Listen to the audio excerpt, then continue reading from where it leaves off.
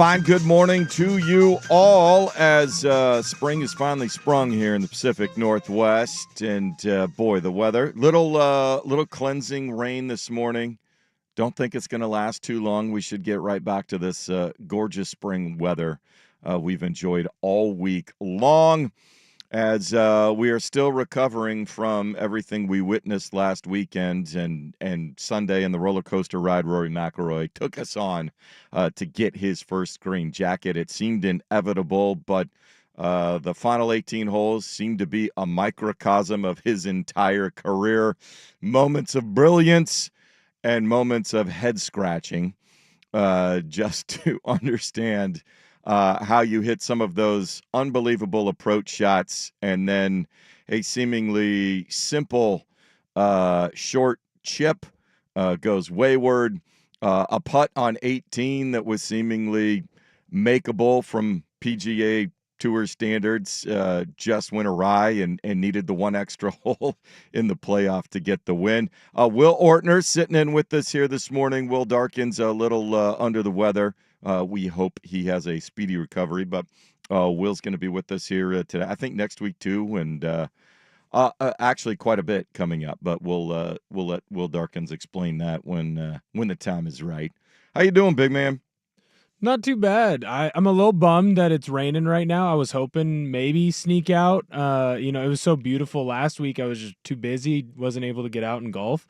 But I'd like to get out and go play 9 here soon once the weather fully turns to that nice little end of spring, beginning of summer feel Well, out it here in the Pacific should Northwest. be after this passes, it should open up and be might be some clouds in the air, but should be dry the rest of the day. Yeah. I gotta go watch the little cousin play Little League. I So understand that hops a little booked up. are here, so Nice. we're doing that. But definitely looks like it's going to be mostly clear into next week. Temperatures 60s, low 70s, so ideal spring conditions. You still like a little shower here and there, kind of keep things growing, keep them lush. Keep the greens approachable. Don't want them getting too fast and firm too early on. But I know the golf courses are starting to really come into shape. Most courses have done their aeration and plugging and sanding of the greens and all the different mechanisms that they use, the superintendents, to get them in prime condition here coming up very shortly. As for our superintendents, we are going to have, this time every year, our good friend David Phipps, who is the Northwest Region representative for the Golf Course Superintendents Association of America. He's going to join us. He was just back in Denver.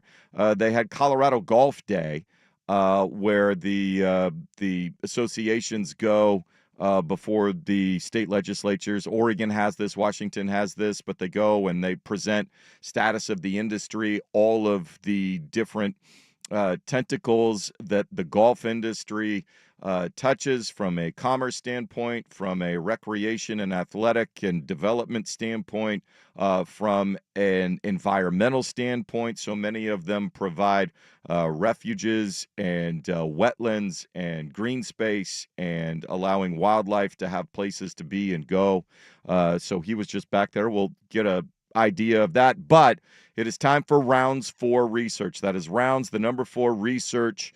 Go online. They've got a Twitter feed or a Twitter handle there, the website, but the auction is about to start on Monday, and this is their big fundraiser across the country. But some of the top golf courses in the country, especially here in Oregon, Washington, but Oregon, a lot of the private clubs, places that you would not normally maybe have access to, are putting up foursomes that you can bid on. Bandon Dunes has put a foursome up. Tethrow has put a foursome up. Waverly, Oswego Lake Country Club, some of the private clubs around here putting up foursomes that you can go bid on. So if you're looking for something, maybe you were thinking about having a boys' weekend or a boys' trip and wanted to, do that, now you can do it. The money goes to support the research option, the research facilities for the superintendents associations, both at the state level and nationally. But most of the money for the Oregon courses stays here for the Oregon chapter of the Golf Course Superintendents Association. So David will join us at 8:15, kind of talk about what they're dealing with. What are some of the challenges that the superintendents are coming across now? And then at 8:30, we will talk to Patrick Orapalo, who is the player engagement consultant supporting the Pacific Northwest and Southwest sections of the PGA of America. Hone in on the PGA Junior League. It continues to grow, and for young golfers to get into the game, it is really a great thing to get out there on courses and play. It's not the super competitive thing. You're on a team. You have a jersey with a number on the back, just like Little League or basketball or soccer or whatever sports they're used to at this age. It's a team. It's more about learning how to be out there and play on the course, and the etiquette and the rules and the sportsmanship and the scoring and all of those sorts of things. So you can take, learning the skills on the range and on the putting green and chipping and those sorts of things. But when you go out to play, sometimes it's a little intimidating, whether you're being taken out by parents and you don't want to get in the way. But here it's kids. You have PGA professionals that serve as their coaches, and it's a fun environment. And then from there, they can see if they thrive in it and move on and develop into more competitive realms of youth golf. So he'll join us at 8:30. We will get into more about Rory. We will look ahead. I think he's got a shot to win 3 majors this year. I don't think it is a stretch of the imagination. I'll explain a little bit later. But lots of tour action going on today. So let's start, as we always do, by going inside the ropes. It's time for an insider's look at the leaderboards. The latest on all tours, plus local golf events and golf news. This is Inside the Ropes, part of Golf in the Northwest. All right, 4 events on 3 tours. The PGA Tour with the signature event has a shoulder event as well. But the Korn Ferry Tour is back in action. The competition has never been stronger. The depth of the fields has never been stronger as they reduce the number of tour cards they dole out this year. As next year, the fields are going to get a little tighter on the PGA Tour. And so only 20 cards going this year. We are keeping our eyes on our favorite local player, Alistair Doherty. He was so close to making the PGA Tour for the first time last year. This year comes in 24th on the points list. Right now, he is tied for 3rd at the Lacombe Suncoast Classic. They are at Lakewood National Golf Club in Lakewood Ranch, Florida, playing at a very short 7,133 yards for these guys, par 71. They started on Wednesday, so this is through 3 rounds. He is at 14 under par, tied with Ryan McCormick. They are 1 off the lead. Trey Winstead and Michael Johnson. Trey Winstead there had several top 5 finishes so far this year. Played 5 years at LSU from 2017 to 2022. 2-time winner there, but he is quickly progressing up and looking to get a victory there. But for Alistair, this is his low score through 54 holes in his 3rd full season on the Korn Ferry Tour. Right now, he's in position to move into the top 20, but he's still looking for that first victory, 67, 67, 65. So he's got it dialed in. Can he go low right now on the course? We've got Thomas Walsh, who is 7 under through 11. So conditions prime. Looks like it's going to be a wild finish. And so we will keep an eye on that. Unfortunately, no Golf Channel coverage for that this year. So you're going to have to go on to the Korn Ferry Tour website, see what you can dial up and find there. The LPGA Tour this week is prepping for their first major next week in Houston, the Chevron. They are in Los Angeles for the JM Eagle event, one of the newer events, JM Eagle LA Championship, presented by Plast Pro. And the rookie, Ingrid Lindblad, is atop the leaderboard, tied with Ashley Buhai. But Lindblad, in just her 4th start on the LPGA Tour as a professional, you remember she was the #1 ranked amateur. Her career at LSU, you saw her all over the place. Played 3 or 4 times at the Augusta Women's national amateur, as decorated a collegiate player as you will find. Did not make the cut first two events, finally made the cut last week at the Ford Championship, and now tied the course record with a 63 in round two. Ashley Buhai tied it as well in round one.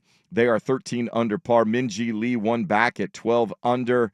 A nice leaderboard. Lauren Coughlin, who got to the finals of the match play event a couple of weeks ago, 11 under par, top American player. And Nelly Corda in the mix at 9 under par there. So a nice leaderboard going. They will have afternoon coverage on Golf Channel. But next week is their first major of the season, the Chevron, now in Houston. And they will come on 3 o'clock this afternoon for third and then final round coverage on Sunday. We mentioned two events going on the PGA Tour. The shoulder event, the Corrales Punta Cana Championship there in the Dominican Republic. And one of our favorites to watch on tour, one of the comedians, Joel Damon. His only championship came at this event in 2022. And so he's looking to double up, get his second PGA Tour championship up there in the Tacoma area, the native with the bucket hat. He is 16 under par, 62 in round one, but he's got a 4-shot lead over Garrick Higo, Charlie Hoffman, and Michael Thorbjornsen. And so we will keep an eye on Joel. They've got coverage starting at noon today for their third round and final rounds. But it would be nice to see one of the more fun guys, one of the truly nice guys on the PGA Tour, Joel Damon, who more reflects our mentality. He kind of has that defeatist. If you ever get a mic on him, he's worried, how am I going to make these shots? And yet is out there and continues to play at a high level. Keith Mitchell in the mix along with Dylan Wu. They are back at 11 under par. Kashmir Keith named a co-chair for the Players Advisory Council as the PGA Tour tries to reinvent its infrastructure. One of the more respected guys on tour. He will go in there with one of the youngsters, Maverick McNeely, as well. So they will be co-chairs on the Player Advisory Council, which is important because of all the changes they are planning to make to the structure of the tour, reducing fields. For next year, there will be fewer guys that keep their cards year to year, going from 125 to 100. And so they really are going to transform next year how the PGA Tour works and operates. And it'll be interesting to see how it plays to the masses. It is a signature event, the RBC Heritage at Hilton Head, one of the more iconic regular tour stops on the PGA Tour. Justin Thomas tied the course record with a 10 under 61 on Thursday, followed it up with a 2 under 69 yesterday. 12 under, he's got a 2-shot lead over Siwoo Kim and Russell Henley. Siwoo continues to play well, but he blew up in round 3 of the Masters. I thought he was going to have a top 10, but had it going sideways there. Tommy Fleetwood still looking for his first ever PGA Tour victory. He is just 3 back, tied at 9 under with Andrew Novak. Scotty Scheffler in the mix at 8 under. Wyndham Clark at 7 under. And we'll see. There's some low scores out there in the early rounds this morning. 4 under for Tom Hoge, Eric Cole, Matthew Fitzpatrick at 6 under. So great leaderboard, great action. Rory not playing in this one. He was exhausted, also wanted to go home and be with family and friends. He will be right back out. He's the defending champion of the Zurich Classic, which is the team event. I imagine he will team up once again with Shane Lowry next week, and he will want to get a round or two in before the PGA Championship. And we'll talk more about how special he's already won 3 times. He's won on 3 signature iconic courses: Pebble, TPC Sawgrass, and Augusta National. That's not bad for most people would take that in a season of a lifetime. He's just getting started. Coverage 10 a.m. This morning on Golf Channel, and then CBS will pick it up, I believe, at noon today, and they will have third and final round coverage. So 10 o'clock on Golf Channel. ESPN Plus has the early round coverage that we are enjoying here this morning. That's what's going on around the tours, so keeping an eye on our man Alistair Doherty. Boy, what a win it would be. And then the Myrtle Beach shoulder event coming up on the PGA Tour. He finished second there last year, so he should get an invite back. If he can get a Korn Ferry Tour win under his belt and then go to that event, try to make some money, see if he might be able to get a PGA Tour event, it could be a very big month for Alistair. So we'll try and catch up with him here sometime and see how he's doing, continuing to chase the dream now that's been going for on about a decade since we first talked to him working up on the McKenzie Tour. So that's what's going on. Let's take a break. When we come back, a chance for you to look and play some of the courses in the state of Oregon that normally maybe are a little bit difficult for you to access, as well as supporting all of the research work that's going on by our superintendents. Rounds for Research goes online on Monday. David Phipps, our Northwest representative, going to join us next as we get started. It's Golf in the Northwest on 1080 The Fan.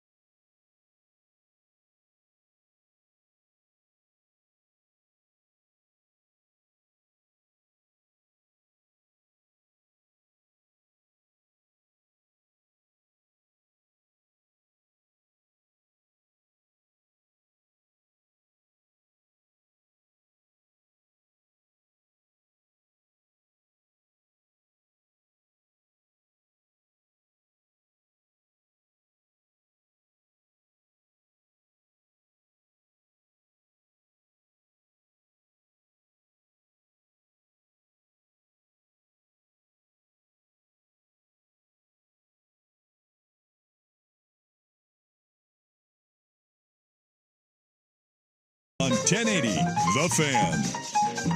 Jason Swigart back here as we get to the business of golf, and it is that time of year. Rounds for Research is the big annual fundraiser for the Golf Course Superintendents Association of America and their partner Turfgrass Foundations, and we are pleased once again to have joining us David Phipps.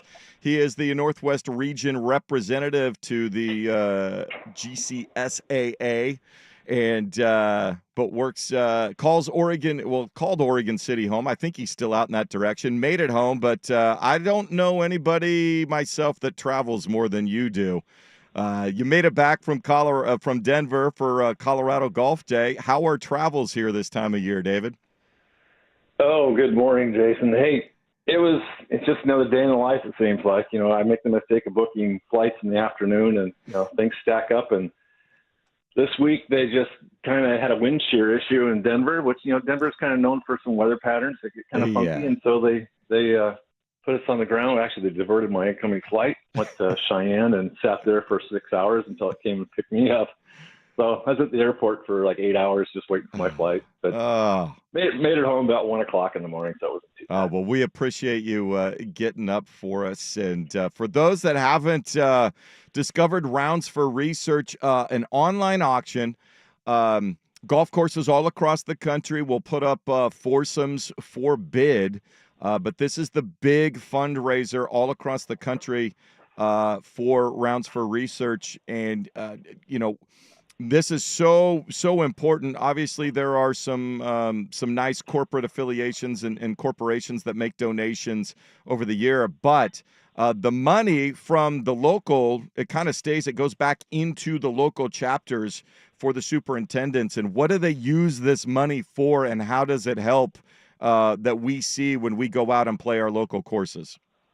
Absolutely. Jason, first, I just want to thank you for your support. Every year you've stepped up and let me get on the air and talk about this program, because this program is so important for what we do as superintendents. I think just getting the word out has been phenomenal. In Oregon, we've had so much success with this program that we were the 10th highest state in fundraising last year. We raised $12,752, all of which gets funneled to Oregon State University to help support that program, turfgrass research and educating new superintendents as they come in to the business. So, it's vital. It's such an important program, and having the golfers being able to participate in this is phenomenal. But it's fantastic. So, this money, like I said, goes directly to Oregon State and helping to develop those programs. And, we're also working with local FFA programs as well, and connecting with these FFA students who are going to become our next generation of golf course superintendents. And Oregon being such a mecca, so much of the grass seed and the turf grass that's grown and here in the United States comes from Oregon with its special, unique climate. And that program at Oregon State is a unique one. Just how important is it, even though Oregon, relatively in the golf world, kind of a smaller state, in terms of number of golf courses and the industry itself, but supporting a lot of other research for golf courses all across the country? Absolutely. Well, as a matter of fact, we all watched the Masters. Yep. And you look at that turf grass, that beautiful green grass that they have out there, that's all perennial ryegrass, and it's all bent grass that comes right out of Oregon. It's shipped directly to Augusta National, and they plant it there and overseed their Bermuda grass, and that's what they're playing on. That's all Oregon products. And the grass seed industry here has been wonderful in supporting our program as well, and we support them. Their field days are coming up in June, where they show off their new varieties and things and such like that. But, there's always ongoing research, finding better varieties, things that are more drought resistant, things that are more disease resistant. So, it reduces our inputs on the turf grass. Some stuff requires less fertilization. So we're just seeing lots of neat stuff coming out of the research. No question. Chatting here with David Phipps, the Northwest representative to the Golf Course Superintendents Association of America. Rounds for Research. That is rounds, the number 4 research.com. Things go live on Monday, and the golf courses have really stepped up here in the state of Oregon. Pronghorn's got a couple out there.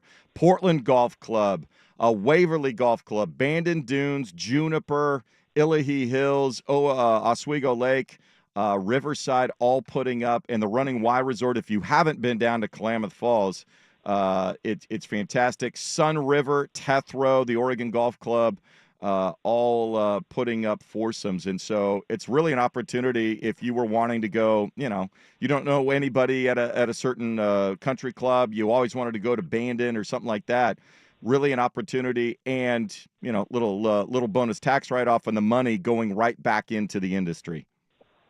Yeah, here's even if you're planning a vacation to another state, somewhere. Get on the website, go to the all bids, and look at a particular state that you might be going to, whether it's Idaho, Hawaii.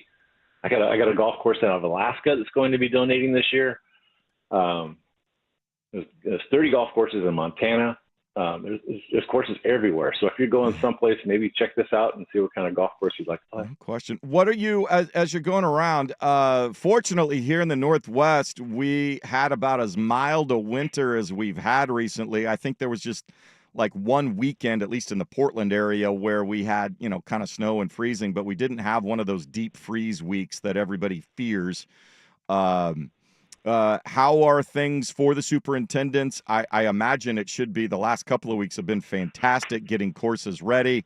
Most of the airification and plugging and all those things I would think are done. But what are some of the issues that the superintendents are trying to prepare for here this summer? This weather has been phenomenal. It's funny. I just talked to Russell Van de Hey. He's the golf course superintendent up at the Oregon Golf Club. He's a good friend. And I asked him something. He goes, I can't do it this week. I'm airifying this week. And this was last week. I go, holy cow, Russ, you hit that one perfect. These guys schedule their airification dates, a year out in advance. Yeah. And he goes, after 30 years of being a superintendent out here, I think I'm finally deserved one good week to get this job done. But he got it all wrapped up, and he's doing fairways, greens, and tees. Just the whole entire golf course. It couldn't have been better. So I was really thrilled for Russ and for him to be able to have that opportunity to get all that sand in those holes and get everything done so it heals up fast. No question. But, again, the weather is crazy. Some of the guys up in Alaska that I talked to, they didn't have snow. In Wasilla or Anchorage, they actually saw turf grass most of the winter. They had a few events, but the snow came and melted. And I think they may have even played some golf in March, which that never happens. Usually they're opening up by May or something like that. So, it's unfortunate to see that bad of a snowpack up in Alaska. No question. How has, and I don't know how far they look ahead, what the summer looks like here. If it's going to be kind of, normal, we'll have a little bit of heat here and there, but nothing sustained, or if, the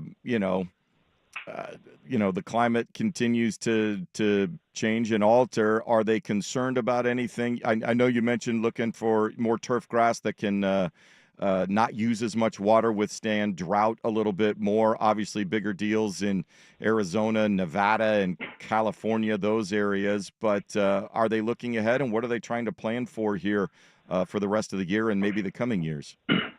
Well, it's just a crystal ball. You never know what you're going to get with this weather every year to year. But what's neat to know is that, the technology that's coming around out there now, whether it's, using drones to fly over golf courses and identify dry areas, or using equipment such as a program called TurfRad, where you hook a machine to the back of a lawnmower and it actually records the data of your fairway. It tells you where your moisture levels are and all that stuff. You take that and bring it into your computer system and program your irrigation for that night to go out to target specifically areas that need the most water. So we're using water at a really precise way. A lot of this technology is helping us, just manage turf so it's in more of a sustainable fashion. We're more data management and things like that. And all that stuff, of course, all that technology takes money, and the rounds for research, the more that they can raise in this environment means the less we got to pay for membership and greens fees down the road. And so everything goes live on Monday on the 21st. It's the 21st through the 27th. And there might be look for some golf courses to be added, but the list is up. You can go look at the list for Oregon as well. All 50 states and some regions. The Cayman Islands has some in there as well. A golf course, a couple of Canada provinces with courses there. So right there. So it's rounds, the number 4research.com. Always a big event. If you're looking to make a little golf trip or go somewhere else, a way to check it out and enjoy a course you might not otherwise have access to. David Phipps with the Golf Course Superintendents Association of America. Thank you so much. I will let you get back to sleep and getting back on a regular body clock, and hopefully we'll get out and see you on a course soon. And back on the road Monday, but back to Utah, so we'll see how it goes. No problem. All right. Thanks so much, David. Best of luck. Thank you, Jason. Appreciate all the help.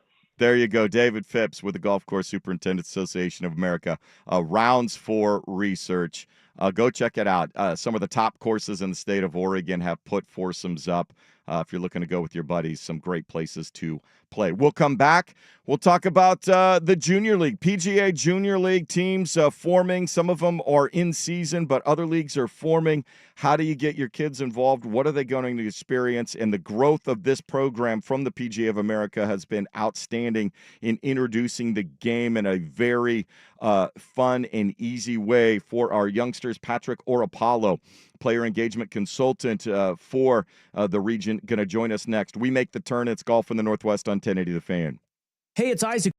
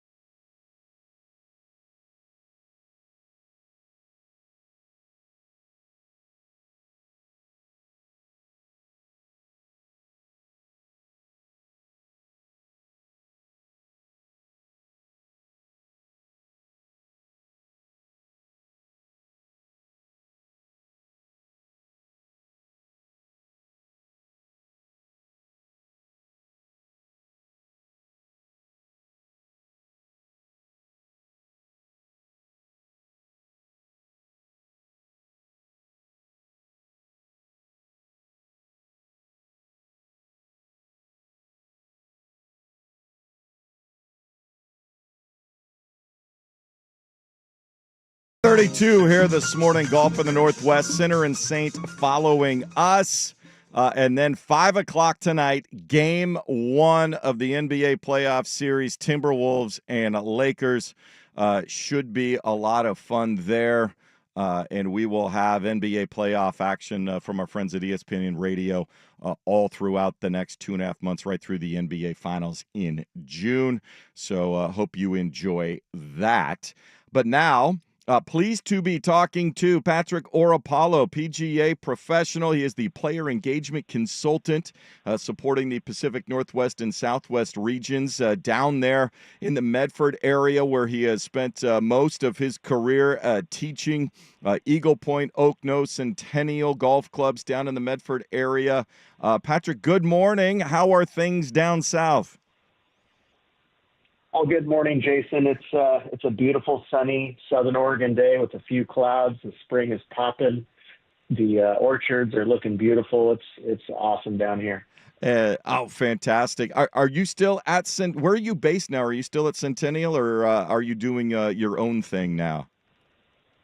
Yeah, so I work for the PGA of America, and I work remotely here in Southern Oregon supporting golf professionals in District 14, so Arizona, Las Vegas, and then all of the Pacific Northwest. So it's a dynamic position where I get to travel a little bit. I work from home, and you could pinch me. It's like a dream come true. Well, and that's the perfect combination. Wintertime, you can head down to Nevada and Arizona, and then spring and summertime back up here in the Northwest. Player engagement consultant. It covers so much, and I know the PGA Junior League is one of your focuses, but just kind of the breadth and scope and player engagement has seemingly taken on such a different tone since COVID, and we had the boom of influx of players that you wouldn't maybe classify as the traditional player coming in, how has that role changed in player engagement over the last 5 years?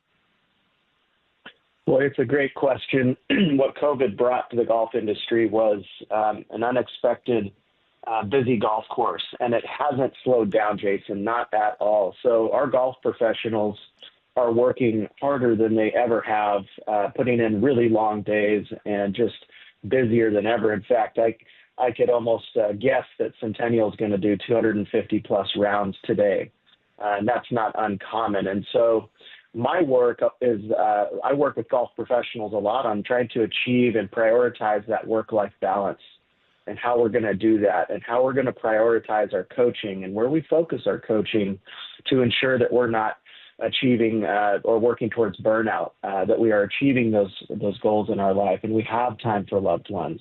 As you know, golf professionals work hard. We love the game. We love people, and sometimes we'll sacrifice our own health to do so. So a lot of my work recently has been modern coaching principles and making sure that, you know, you leverage some of the programs like a PGA Junior League, like a PGA Family Golf, so that you're affecting a number of people in a positive way, but not giving up a ton of your personal time with one-on-one lessons. Well, and yeah, you mentioned the PGA Junior League. As more adults, more families get involved, obviously a family activity, so you want to get the kids involved.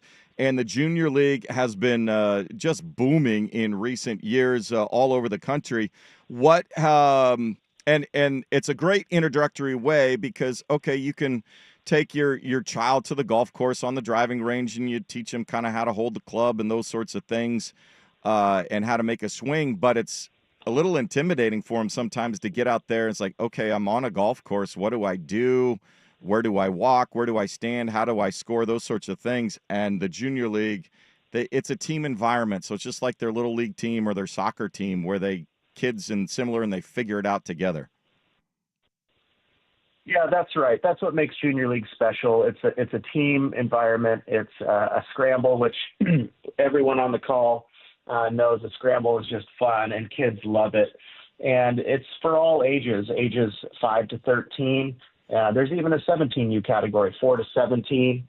And so it really reaches all demographics of kiddos. And as you pointed out, PGA Junior League is like the perfect avenue to teach a young person how to be a golfer, where to stand, how to mark your ball. Pace of play is important. Let's focus on that. And it's all led by a PGA professional, LPGA professional, the folks who are the most qualified to lead our kids in that journey. They're all ADM, American Development Model certified.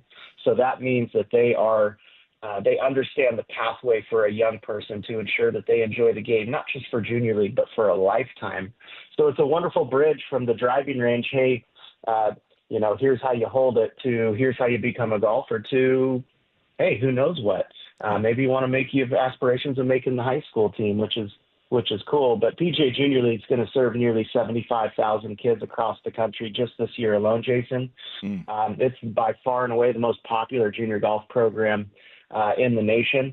And the Pacific Northwest in particular is number 2 among everyone in the country in terms of participation. So there's a ton of programs in the Pacific Northwest for listeners to find.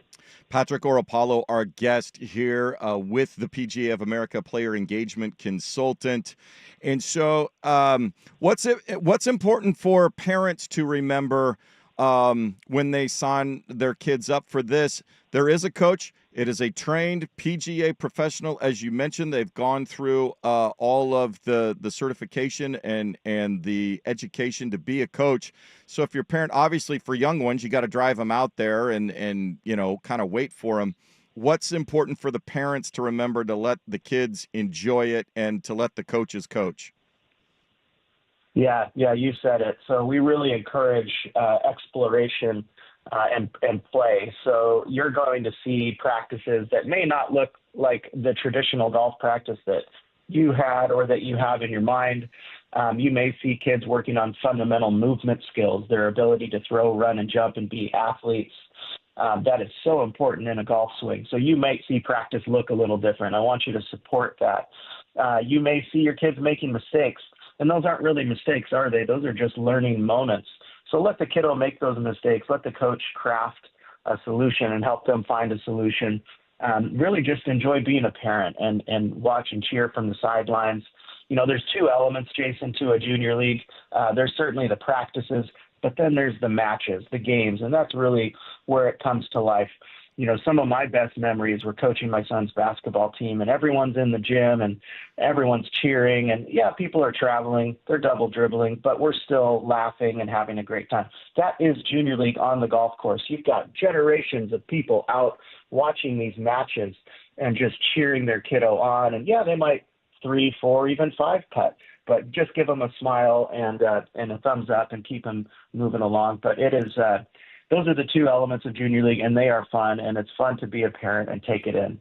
Well, you mentioned the Oregon and Pacific Northwest area, one of the more thriving areas for the junior league. For parents that are looking to find a league for their course, what's the best way to go about finding a team and a course? And when does the season? Obviously, things getting going now here with the weather perking up in the Portland area. Yeah, absolutely. You'll see different leagues pop up and different facilities will start around right now, actually, through mid-May will be their start date, and they'll run all the way through June. So this is prime time to go to PGAJuniorLeague.com, big orange button, find a program. You can enter your zip code, your city, or your favorite golf course, and it'll do the rest, a geographic search. You sign up online. It's super easy. The kiddos get to customized jerseys with their name on it, hats, so you really create that team environment. But just PGAJuniorLeague.com, find a program, super simple, super fun. And then what can parents then help do on their own? Obviously, you'll get a practice and a match, but to encourage them, obviously, taking them out to practice on their own sorts of things. But what are the things parents can help do to reinforce what they're learning from their PGA and their junior league coach? Yeah, just a couple thoughts. Boy, the car ride home after a practice and a match is so important. I think just providing encouragement is probably the healthiest thing you can do. Make sure your kiddos get some good sleep before game day. Make sure they're choosing an apple over a Snickers bar. Those sorts of things really do come into play when the kiddos are carrying their bag over a couple hours. Those are important. And just trusting that they're going to get the best coaching ever from that PGA professional. And this is just the beginning, right? So they could continue on with private instruction with that golf professional, which is always an option. But I think if parents can be supportive of their kiddo, ask great questions, ask them if they had a good time. It's not so important to shoot low scores just yet. We're not going to measure success with the score on the scorecard. We'll measure success with smiles at this age. There you go. And also remember, this is not an easy game to to master. It's hard for everyone, so be encouraging. Patrick Oropalo with the PGA of America Player Engagement Consultant. Thank you so much for taking a few minutes. Enjoy the weather down in Southern Oregon. Safe travels, and we hope to see more kids out there with more junior league teams here in the area this summer. Thank you, Jason. Thanks for all you do for golf in the Pacific Northwest and our golf professionals. Oh, well, thank you. It's my pleasure, and we love to see everybody out there. Patrick Oropalo with the PGA of America. And again, PGAJuniorLeague.com, where you can go, find the course, find a team near you. I know a lot of the courses here in the Portland area are having teams. And go with the buddy. Like I said, they do great work. They want to try to encourage as many kids and make room for them as possible to get out and play this spring and summer. We'll come back. We will look at the PGA calendar. Can Rory McIlroy have a Tiger-like season or a Scottie Scheffler-like season? Can he win 3 majors this year? It's not out of the realm of possibility the way he's got it going right now. We will discuss that as we wrap things up. This is Golf in the Northwest on 1080 The Fan. We all hear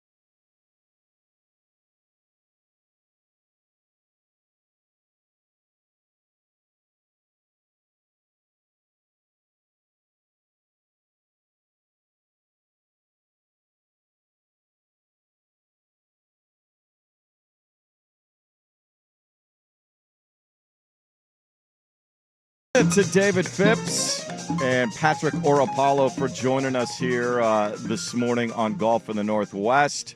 Again, rounds4research.com. You can go and get ready to make your bid supporting the research. And you can go to the PGAJuniorLeague.com and find a local team for the young golfer in your family.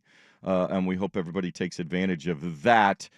But now, after Rory McIlroy finally did it, he got the monkey off his back, got the career Grand Slam, put on a green jacket. Seems appropriate. Hard to have a career like his without a Masters win there. He's got it. Deep sigh of relief. His third win of the year. He won the signature event at Pebble Beach, the AT&T, in February. Wins the Players at TPC Sawgrass in March. Now the green jacket. Now I think he's on a free roll. I think the one thing it's all pointing ahead to for him more than anything else will be the Ryder Cup at Bethpage Black in October, which is going to be amazing. If you're looking for something to go be a part of golf-wise, start making your plans right there. Be interesting to see, too, what the Europeans decide to do for their team. I think the U.S. squad won't have livers, but I think they have enough depth to put a quality representative team together for Keegan Bradley. The question will be, when they think about John Rahm and some of the other European players that went to live, are they going to let them on the team or not? But as it relates to Rory McIlroy, it starts to set up now. He is back, enjoying back in Ireland with his family, his parents who didn't get to make it to Augusta, celebrating with them. But I'm assuming he will be back next week to defend his title at the Zurich Classic of New Orleans. That's the team event down there at TPC, Louisiana. He teamed with Shane Lowry a year ago to win that. It's a blast. It's a good time. It's kind of a party atmosphere. You got a team, so it's not super intense competition. Then there is a signature event on May 8th through 11th. That is the Truist Championship. This used to be the Wells Fargo. They have changed the sponsor on that, and it has moved from Quail Hollow, where Rory has won 4 times there. He's the defending champion. It will be played at the Philadelphia Cricket Club this year because the PGA Championship is at Quail Hollow. That will be the following week, May 15th through the 18th. Rory McIlroy has won the Wells Fargo at Quail Hollow 4 previous times in his career, including last year. There is no reason to think he cannot go there, be an overwhelming favorite, and put another PGA championship in his trophy room. That would be 2. That would give him 4 wins in the first half of the season, and he is rolling. Now, the U.S. Open is being played at Oakmont in June.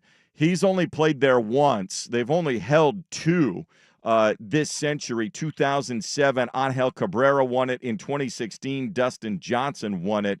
Rory didn't make the cut in 2016, didn't qualify for it in 2007. So not sure what Rory's chances are there. Obviously, he's playing great golf, and he's going to give himself an opportunity. But you look at it and say, maybe that's wide open there. The U.S. Open conditions, that thing will be, Dustin Johnson won it at 4 under back in 2016. There were only 4 players in red numbers.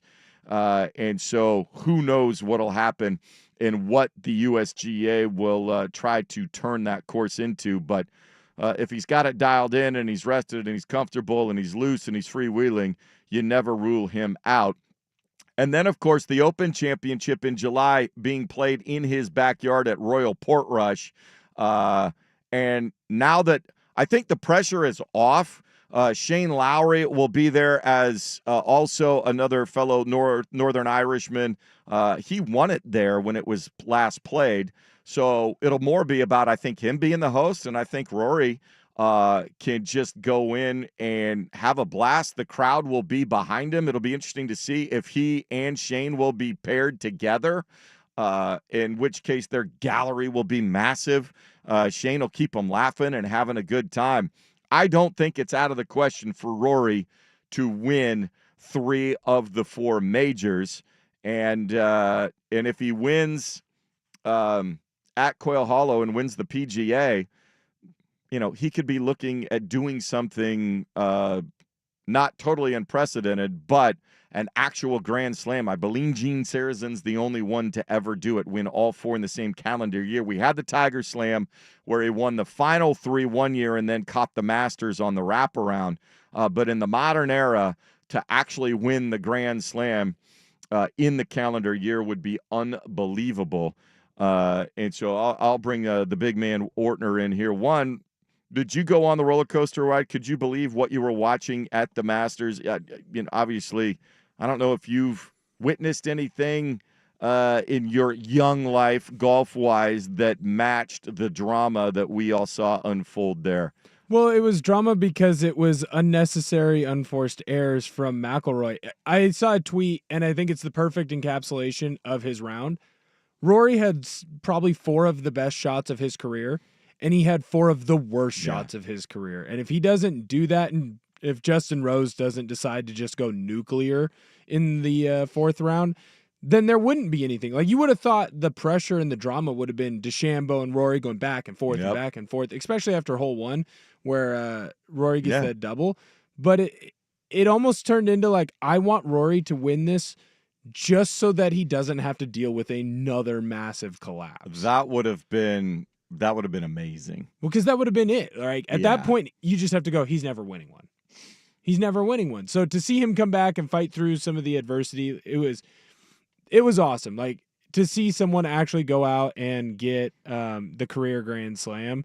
Tiger made it look so easy. And growing up with Tiger, you're like, oh, just once you get the lead on Sunday, like, you win. And that's clearly not the case. So to see Rory get it and the emotions, it was very cool. It was really cool. And I just think now, man, and you saw in the post-round press conferences and the ceremonies and the walk from 18 up to the clubhouse and to the scoring area, and just everybody so thrilled for him. But just he and I think it's rare for him. He told everybody, yeah, it's a burden. It was important to me. It weighed on me.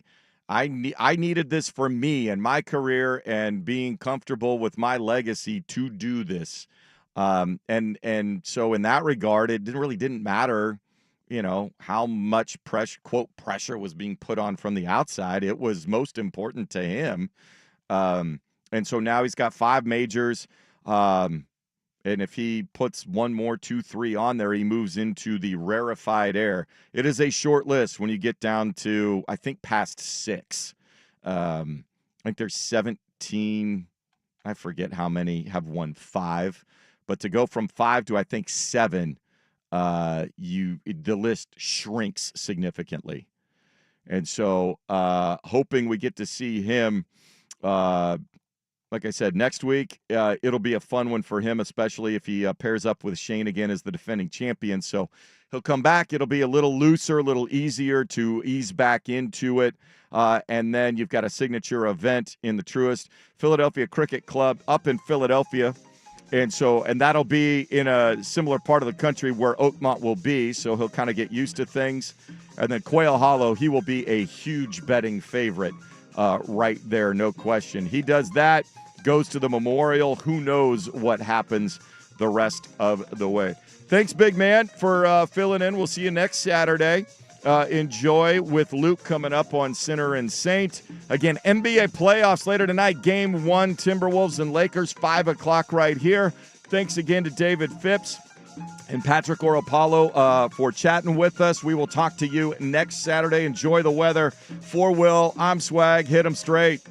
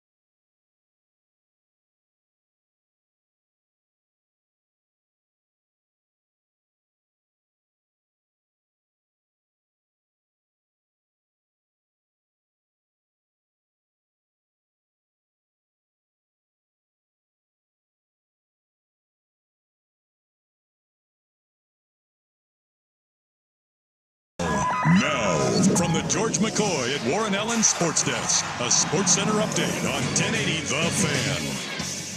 First on The Fan, the NBA playoffs get underway today. Starting off at 10 o'clock, you've got the Pacers hosting the Bucks in Indianapolis. Right now, the Pacers, they are 5.5-point favorites. Total for that one is set at 225.5. Although it does look like the Bucks are not going to have Damian Lillard in this game, there is thought that he will return. Shams Charania is saying that he's ramping up action. He's been out for the last couple of weeks with a deep vein thrombosis. After that game, you've got the Clippers taking on the Nuggets in Denver. Right now, Denver's favored in that one at 2.5 points. Total is going to be set a little bit lower than the first game, 224.5 points. Clippers plus 115 on the money line. That one's at 12:30. Then at 3 o'clock, you're back in the Eastern Conference. You got the Pistons taking on the Knicks over in New York. Right now, the Knicks, they're favored by 7.5, and that one total set at 220.5. You're ending the night in LA. You got Timberwolves taking on the Lakers. That one's going to be at 5:30. LA is favored by 4.5, and that one total is set at 216.5. More sports scores and stories in 30 minutes. I'm Will Ortner from the George McCoy at Warren Allen Sports Desk. Hurt and missing work. Insurance companies acting like jerks. Don't call your mom. Call George McCoy at warrenallen.com. Save the date. Your local Toyota dealers.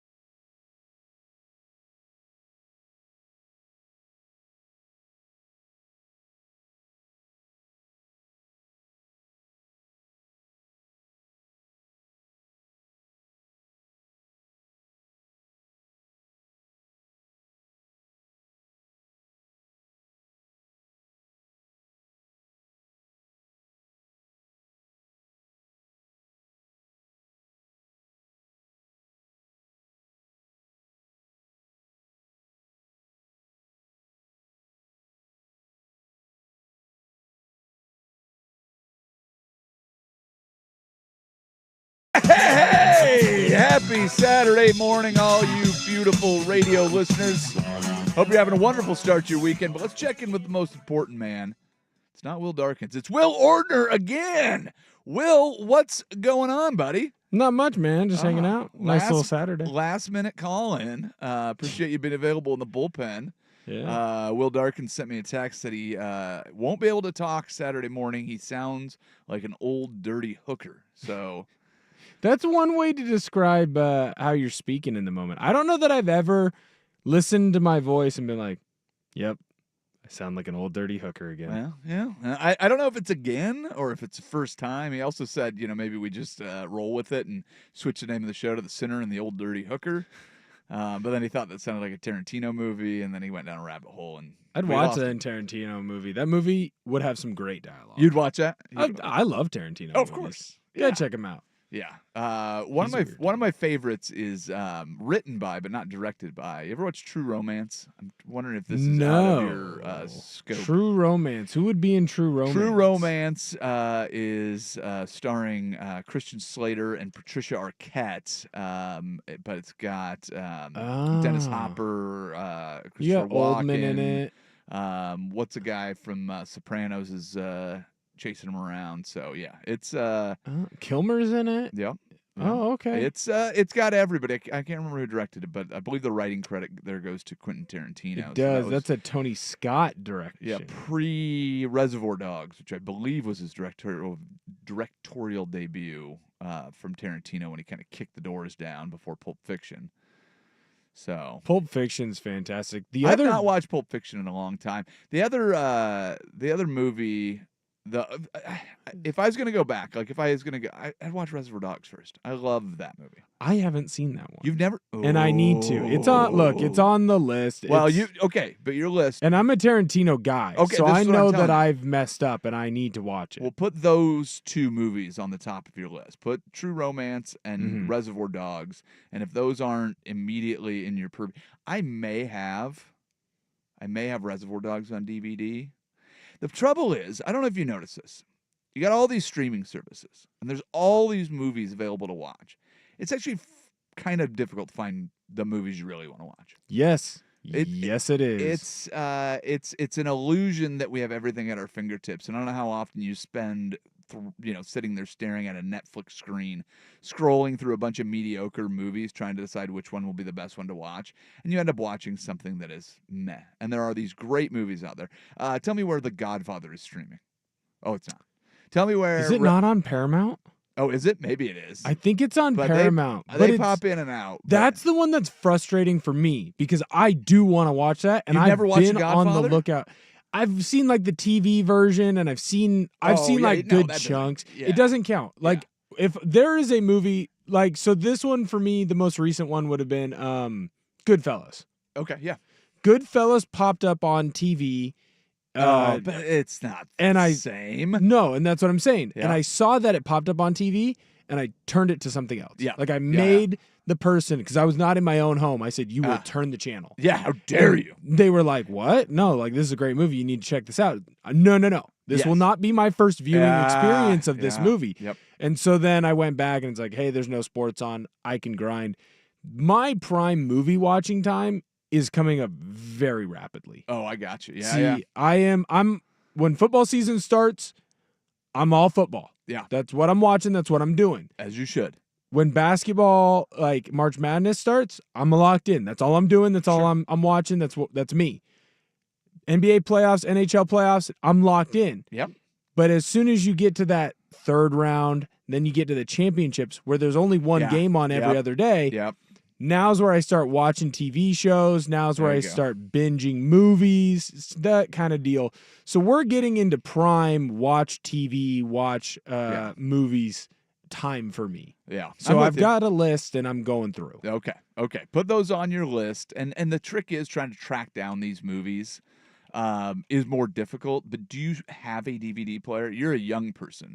I don't know if that's a thing that you would still have. If it would let me play on the Wii, The Wii will not. then no. PlayStation will, but the Wii will not. It's okay. So possibly Xbox, my I roommate, think, my does. roommate, my Xbox does not do discs. Okay. It's possible Yeah. that my roommate, his PS4 would work. Yeah. Well, you could buy it on Amazon Prime. Like Yeah, you can buy. And you know what? that. Might I be the wonder move. if it would be worth it to cancel all your subscriptions and then just pay the $4 for the movies you really want to watch.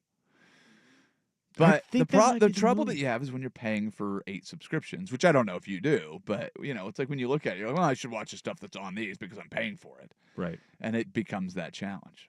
Right. No, and as I look at it, to go through and watch the whole trilogy, and yes, I'd have to watch Yep. the trilogy, and I understand You that don't the have to third watch the one third, sucks. but yeah. I understand. The You third need to one watch sucks. Casino if you haven't seen that. But Casino, I'll find on Goodfellas. Netflix. That's one I can be patient. Yeah, it should be around. It'll pop up. I didn't realize that was like kind of based on a guy. Oh, yeah.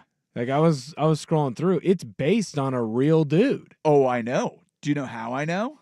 You know the guy? There's a scene in the movie where he gets blowed up.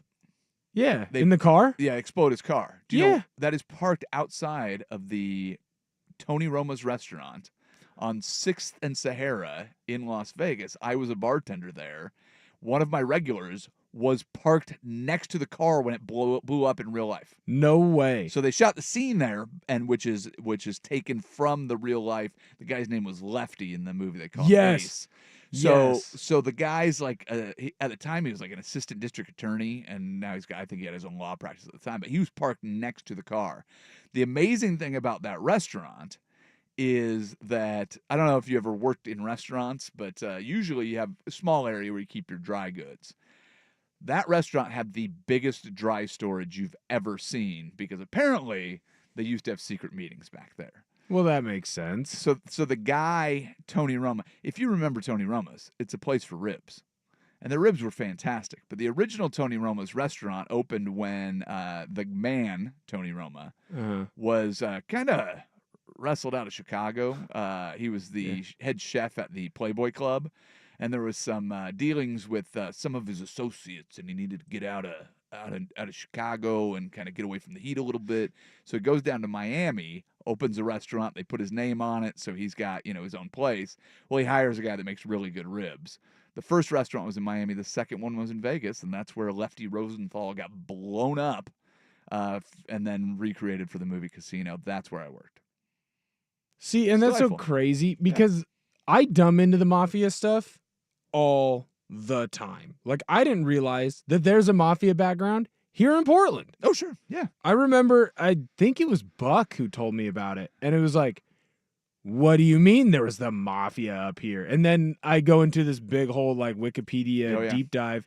My issue is that like each summer I find like either a mafia TV show to get into, or I find a mafia movie or series of movies to get into, and it never fails. And it started with Sopranos. Like I eventually just bit the bullet, was like, I'm gonna watch it. Never watched The Sopranos. Maybe I need to do that. It's good. Yeah. No, I've watched parts of it, but yeah. It's also one of those too where like The Sopranos happens and I'm watching The Sopranos and there's some tropes and some things in there where I had to remind myself of like, no, this is the 90s. This is the first time this happened. Yeah. Like this was revolutionary. Like Tony being like an anti-hero, it's like, well, everyone's an anti-hero now. And it's like, but Tony was the first. I'll give you a mom movie that maybe doesn't register real high on a lot of people's radar.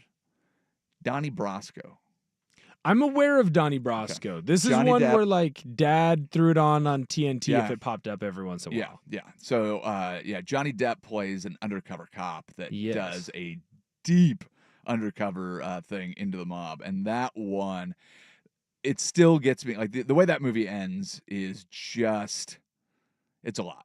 It's a very good movie. So put that on your list as well if you're looking for a good mob movie. I think that doesn't catch a lot of people's radar. Gotcha. Goodfellas and Godfather and all of that stuff is way up there. And I mean, anything with Scorsese's name on it. But Donnie Brasco is one that I think gets overlooked. And that one, there's a lot of moments where you're just like, oh, I could not imagine putting myself in that situation. And for a guy that's, supposed to be the good guy, how deep you end up going. It's got some, I'll say that's maybe some Training Day vibes. Ooh. The cops got some difficult decisions to make. Training Day. That movie, great. That was a great movie. That's a movie that I've always been hesitant to rewatch.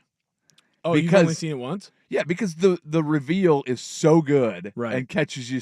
You're like, I kind of saw it coming, but not that hard. Right. And it hits you where it's like, I don't know if great movie. Don't know if it had the same impact rewatching it. Probably not, but that's also one where like, I mean, the problem with the big twist at the end movie is it's awesome the first time if done correctly. Of course. It's never going to be as awesome the second or third time, where like a movie like Fight Club is that way. See, and Fight Club, I started it. I didn't like it. Yeah. It was like, okay. Like, but did you know the twist?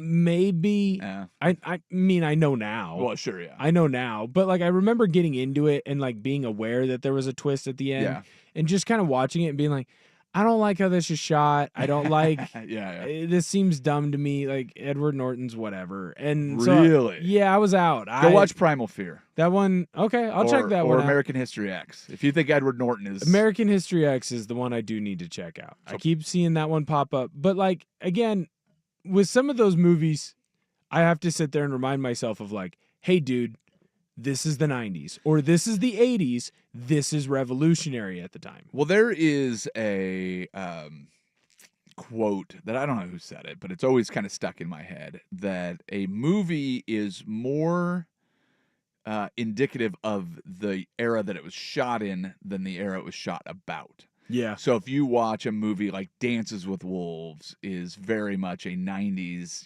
look back at it, but you can't help as an artist and a filmmaker, or it's very difficult to leave out like the modern perspective on anything that you're shooting. So yeah, when you go back and shoot a historical piece, it's always going to tell you more about when it was shot than when it was shot about.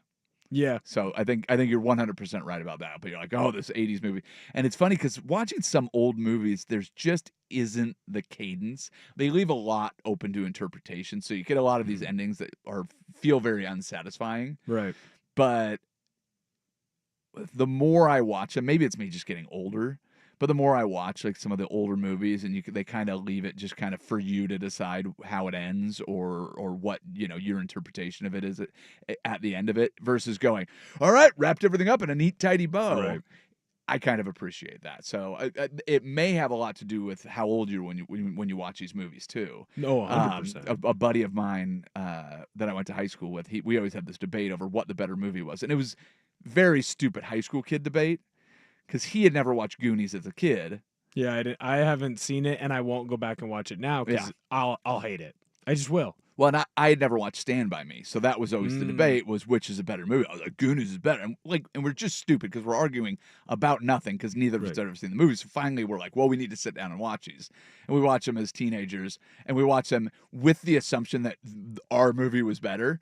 But the funny part was, I was like, oh, I don't like Stand By Me. And he's like, well, I don't like Goonies. And I'm like, yeah, I don't really like Goonies that much either. He's like, yeah, Stand By Me is not that great of a movie. Right. It's like, but when you're a kid and the heroes of the movie and the whole plot is built around kids that are your age, and you put yourself in it, and what would I do in that situation? And the jokes all land because it was made for you as an audience. And if you catch it when, it's like, it almost feels like some of those movies where it's like dealing with this adult subject matter, which really isn't, but you're 8 and you're like, oh, man, this one's they're trying to chase down a treasure, and they're running away from their parents and doing this thing, and there's a dead body, and they almost died from that train, and oh my gosh, it's so intense. And you watch it as an adult, and you're like, oh God. Yeah, like, here we go. But again, it's also aged, right, and all the surprises and all of those things. When so, you watch, it's most important. The best movies, I think, are like Heat or The Town, for instance. Town, yeah. There is I guess I shouldn't say they're the best. They're the best for longevity. They are, they're going to go out there, and when you watch The Town, if you've ever seen it, or if you've seen Heat, that movie rocks. Both those movies are very good. You open, big heist, builds to the biggest heist. There's, big, huge climax, and then it ends, right? Yeah. There's no real twist in either one of those movies. No, it's just there's tension the whole time. Yep. And there's great actors and actresses and great acting. And you can go in and you could turn Heat on right now, and I think you would get 95% of the same feelings as you did the first time you watched it. Where, like, I really like Den of Thieves. And it is the same movie as Heat. It's the same movie as The Town. If you really think about it, it is a heist movie, bank heist. Come in, they have the little mini heist at the beginning. You got the good guy cop, but he's also kind of not a good guy as a cop. Yeah. Then you've got the bad guy who's the bank robber, but again, he's kind of not really a bad guy because he does some good things. And they go and square off those are the what rest you of would the call movie. those is what you would call complex characters. 100%. Yeah, nobody's pure good and there's nobody's pure evil, which Right. is reality. Right. But again, with these movies, you have this build to the final, and then Den of Thieves has a twist where the other two don't. And now I might make the argument that the very first time I watched Den of Thieves, and some of this also is youth, and when I watched Den of Thieves in the theater, and those other two movies I didn't watch until way later. But that twist ending, in the moment, first viewing, I went, that movie rocks. Dude, Usual That movie's Suspects. way better. Usual Right. Suspects is one of those. It's There's all of these movies but when you know the twist, it's doesn't way have it. down. Like, Right. I would Yep. rather Yep. watch The Town and Heat again, like as a rewatchable, than watch Den of Thieves. But if you're saying first time going into it, I would recommend Den of Thieves and then have the other. I'm trying to think of the movies that I rewatched the most, and I think it's also a pattern of youth. The ones that you go back and rewatch, but all of mine were comedies. Comedies play. It was Office Space, it's funny because I just had this conversation with somebody. I need to go back and rewatch these movies. Office Space. You ever seen Wet Hot American Summer?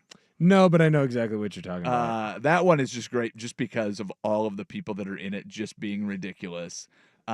Swingers is absolutely hilarious. Like, especially as a 90s kid, like, it's just cracks me up. But I keep thinking that I need to go back and watch these movies, but part of me is like, they're not gonna be as good as you remember, dude. They're not gonna live up to it. So anytime you have these movies, which again, pretty obvious, like, those are not cinematic treasures that people are gonna highlight on there. Right. But Just watched them a bunch of times, and then go back and rewatch like any of the Monty Python stuff. It's not gonna have the same impact because now I'm older. And what you're gonna do is you're gonna talk somebody into watching it and go, "This is great," and then you're gonna sit there and you watch a movie and watch them and watch a movie and watch them.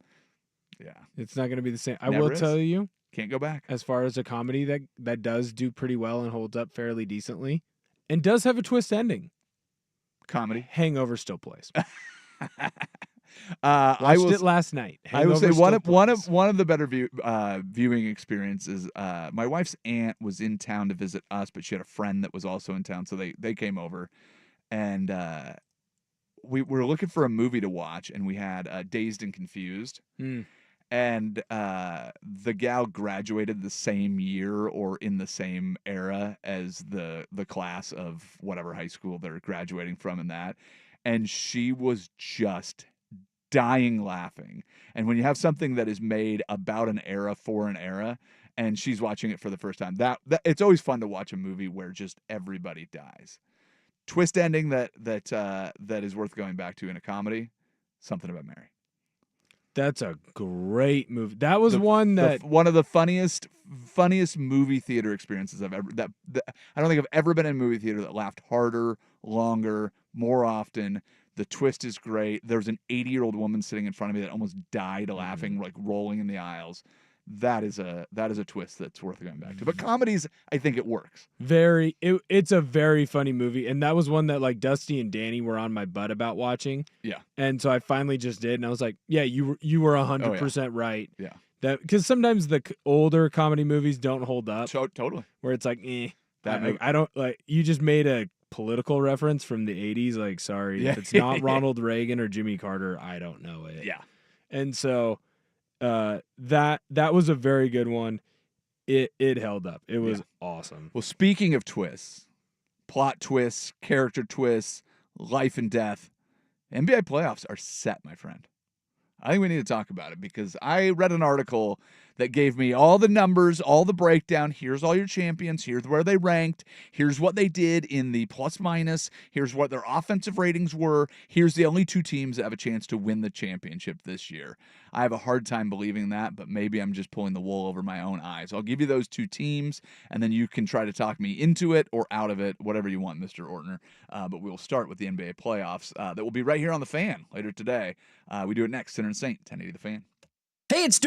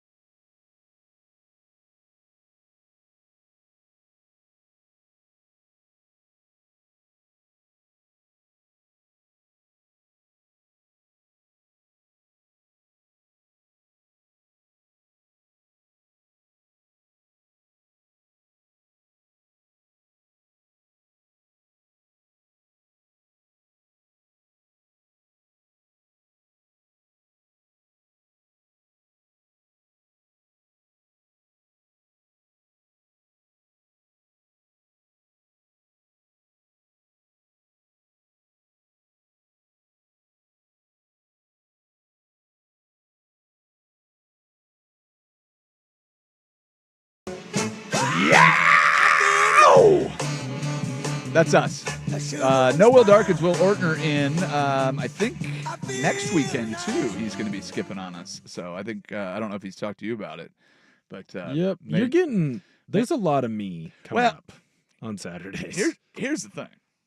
I mean, next weekend, what do we got going on next weekend? What is going on next weekend? What's going on in sports? Ooh, something important locally. Yeah?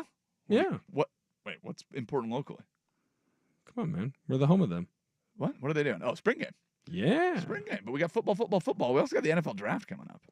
That's right. Yeah, come on, dude. So, yeah, we got Football's back. Well, it's the spring football tease. Have you been watching? Is there a spring league going on this year? There is. Believe it or not, I was breaking down the CBA to some high school kids in health class I was subbing in the other day. I was like, guys don't understand. Yeah. They get $7,000 more a year. And the kids are like, I don't care. Like, can I go back to learning about the bad things that drugs do to me? Oh, is that what you're teaching? That kids? was what I was teaching. Yes. Oh. And then I inevitably got the question of like, hey, Mr. Ortner. Have you ever done drugs? No, it didn't even go that far. The kid came up to me and goes, hey, Mr. Ortner, did you know that a side effect of taking steroids is being bald, right? And I was like, I've heard that. And they're like, and you're bald. And I was like, I'm aware. Wait, is that a side effect? I don't think I've ever heard. I don't think I've ever heard that as a... Well, because you boost your testosterone, man. Being bald is high testosterone. Oh, wow. Why did LeBron hide it so much then? Because he didn't want people to think he's on the juice? Well, I don't know. I mean, MJ's bald too. Like everyone's bald now. It's that high T, man. Yeah, my brother's bald. We gotta ask him. Juice monster. Gotta ask him. I don't think I have to ask him. I'm used to look at his physique. You know he's juicing. He's jacked. I don't know about that. Hey, do you know how quickly the NBA playoffs are starting? Within the hour. Less than an hour. We had 34-minute countdown. Bucks, Pacers. Tyrese Halliburton said he's only here for championships, so he said, "Watch out! They're ready to make a surprising run." 12:30, you got Clippers and Nuggets, and then at 3:00, it is Piston Knicks, and then of course right here on the Fan, coverage starts at 5:00 for the 5:30 nightcap, which I think might be the most exciting series for me for round one is the Timberwolves at Lakers. So that is your lineup for today. I'm not going to go through and quote all the stats because I always think these things are funny where somebody tries to figure out the exact formula for who can win the championships. All the breakdown of all the things, they started with the winning percentage, they went to offensive statistics, defensive statistics, and it all came out that the two most likely teams to win the championship this year, based on all the metrics, would you care to guess? That'd be Cleveland and the Thunder. Yeah. Duh. They're very, very good Sorry. historically. The 2 1 seeds have the best chance of winning the NBA championship. So I ask you the question, young man. Are you buying that? Are you saying it's them and everybody else? Because the way I look at it, until somebody proves that they can win in the playoffs, I don't know that they can win in the playoffs. These two teams have not proven that they can win in the playoffs. And there are plenty of teams and athletes that have proven that they can. Luka has proven that he's a winner, that he improves his game in the playoffs. LeBron has proven that he can win, and his game improves in the playoffs.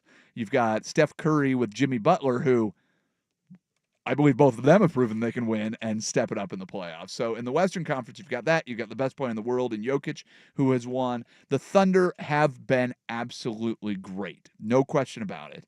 But they haven't won anything. They didn't have a deep playoff run last year. They ended up getting eclipsed by the Mavericks and the Timberwolves in the Western Conference Finals, where this is pretty much the same team. They have improved, but I don't know that I'm buying Oklahoma City to roll through the West. I don't know about you. So here's the thing. I am buying Oklahoma City to roll through the West, and it's just because they have so many different things they can throw at you. Sure. Like, you want to go big? Okay, we'll throw Chet and Hartenstein at you. And one of them is incredibly physical, right? And Chet's he's a unicorn. He gets the Wemby, the KP status of he is super You tall. say KP? Yeah, Kristaps Porzingis. I put him. Yeah, okay. I'm just saying, like, when you look at those three body types, not ranking them at all. Just Yeah, saying, just saying that like guys that big shouldn't be able to move that well. exactly. They move well. They're big. They're long. Whatever. Right? And they can shoot. They Because I was thinking, all can shoot. I thought you were saying KD. And I was making sure, but no, he's not one- tall enough. he's only got a 7'3" wingspan. He's only 6'11". I know. What a tiny guy. and plays on the perimeter. And shoots. Right. Yeah. Right. No. I'm with you. But then you look at like SGA's having a historically great season. You go into the conversation. It's him or Jokic for MVP. It seems like it's going to be him. Jay Will, number one, the shorter one. Yeah. Seems like he is taking that next step up. Now the question is he going to be able to take that number 2 step? Well, that's a question. Right. It is. But if I'm going to look at a team that can win small ball, that can win with size, Alex Caruso also, he's a great perimeter defender. Yes, he They is. play hard defense. This isn't a fluky, like the old Phoenix Suns teams with Amari Stoudemire, Steve Nash, like they'd get the 1st seed or the 2 seed, and you'd look at them and be like, man, they're awesome. Well, they did it with Flash. But they don't play any defense. Yep. This Thunder team, they play defense, they play hard. If they really cared and wanted to, they would have won 70 games. And they just took their foot off the gas. You really think they didn't care about winning 70? I really don't, man. Yeah. I think that they understand, while they are the 1 seed, and I have picked them to go through the West and get to the finals, I do think that they understand that the West is a lot deeper than it's ever been before. Yeah, I don't disagree with that. And That's where it gets really tricky. And SGA is the best player on the best team. Yes. As in a historic year. But man, there's still a lot of star power in the West. And the ability for one of these guys to turn it on when it matters. In a game 7, you pick an Oklahoma City. So let's say they go deep. Warriors, Lakers, Nuggets. Pick the opponent. You think they're a lock if it comes down to a game 7? Because I think it's a lot more of a crapshoot in the West. And that's why I'm so excited about it. I mean, just looking at the matchups, it seems like a ton of fun. I mean, Kawhi Leonard being healthy going into the playoffs. When was the last time we saw that? The Clippers record and like stats right now, advanced analytics. When since he's come Kawhi back, Leonard is playing and healthy, and the guy's got 2 finals MVPs and can step. The star power in the West, I think, is the big X factor that makes me. And I'm not saying Oklahoma City can't win it, right? And it's just that I haven't seen it done, so I just don't think they're a write-in candidate. Right, and I think that's fair. Like, I picked them, but if you told me, hey, the Lakers made it, hey, the Clippers made it, you could tell me Golden State. The only team that I'm going to kind of take out of that has done it before, I'm taking Denver out of it. They just don't play enough defense. There's too much weird things going on, too. Yeah. Like, they fired the coach because they were done with the situation with the coach and the GM, but then they got worried, hey, the coach is good enough that he might win too much that we can't fire. Like, I'm out on that. There seems like there's something going on there that I'm out on. Sure. I don't think that they can do it. Yeah. But if you told me of the teams that have already done it before. But they can also sneak up on some people, and they can make it really difficult. 100%. Yeah. I think there's 4, maybe 5 teams that can do it. Not like when I went through and I looked for my betting on each series, I bet the dogs in pretty much every series but the 1-8s and the 2-7s. Okay. I bet the dog in the Rockets Golden State series, which is the Rockets, of course. The two seed there. Yeah, which is wild. And I don't think anybody's giving them any credit for being there either. No, and it's because they don't have a star and they're young, and this seems like, hey, you play Golden State. Golden State, they're old, they're wily, they're veterans. They beat you. And they got so much better at the trade deadline. And that's the thing that's really interesting about a lot of these teams too, is like we don't know what the ceiling is for the Luka Lakers. Right? We don't know. I mean, even Minnesota, where Julius Randle has been so much better the second half of the season. It's interesting to see what they're going to be, because that's a team that made a run to the Western Conference Finals last year. So you have the Clippers. They didn't make any big changes, but getting one of the best players in the world back healthy in time for the playoffs for the first time in however long.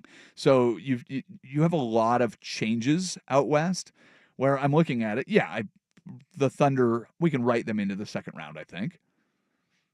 Are you taking the Clippers with confidence over the Nuggets? I took them. I bet money on them. Sure. I could see that going. I could see every series in the West except for OKC and Memphis going either way. Yep.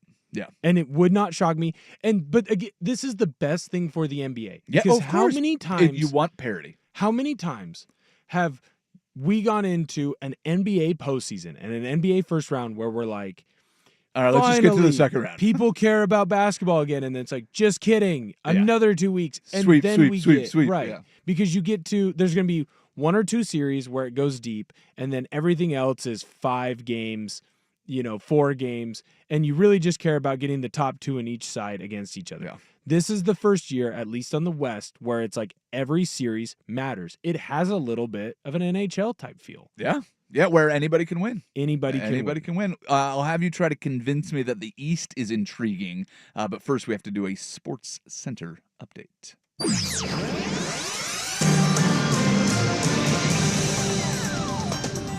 Well, Luke, I think we should talk about really the big ESPN matchup, and that's, of course, going to be the Lakers-Timberwolves. Yeah. It's going to get all the talking points. It's going to lead first take. You got game 1. That's tonight. It's at 5:30. Getting the ABC treatment. Right now, the Lakers are favored by 4.5. The total is set at 216.5. I think there's a legit argument here on who the best player is in the series. I think there's 3 guys you can make a legit case for just based on how this season is going. So, yeah, Austin Reeves. Yes. Naz Reid. And Rui Hachimura. Yeah. No, I don't think I've ever said this on the air or off the air, but Stephen A. Smith had a good point. Oh, whoa. If Anthony Edwards wants to be the Anthony Edwards superstar face of the league, this is a perfect opportunity. This is a guy that has in front of him LeBron James, the all-time in every statistical category over the longest period of time, and Luka, who is on average the most prolific scorer in the current NBA, only behind a guy named Michael Jordan from a average points per game in the playoffs and in the regular season. But if he wants to go out and just, lead the Timberwolves past the Lakers, this is one of those star turn moments that he has in front of him. He went to the Western Conference Finals last year. They definitely ran out of gas, but I think this is he might be the most intriguing player to watch, and that's going across from LeBron and Luka to see what they do. Imagine if he comes in and he just dominates. That's what I'm saying. It would make him, because everyone keeps doing the face of the league for him. Yeah. It would finally make him that. No, it wouldn't. It would get him to the second round where he's likely going to have to play against Jimmy Butler and Steph Curry. The path is there for him, but a good first step. If they take out the Lakers, then the Warriors, and then get a chance to play against the Thunder in their second straight Western Conference Finals appearance, and have a chance to knock off the number 1 overall seed, or it could be Kawhi, it could be Jokic. I mean, the path is set, and that's a guy that was absolutely electric last year. His team is finally turning into what they thought it could be when they made the trade to send Cat to New York. So it's really intriguing. It's going to be fantastic. Stephen A., so smart. He's a genius. More sports scores and stories in 30 minutes. I'm Will Ortner from the George McCoy at Warren Allen Sports Desk. Hurt and missing work. Insurance companies acting like jerks. Don't call your mom. Call George McCoy at warrenallen.com. Jump back to earlier parts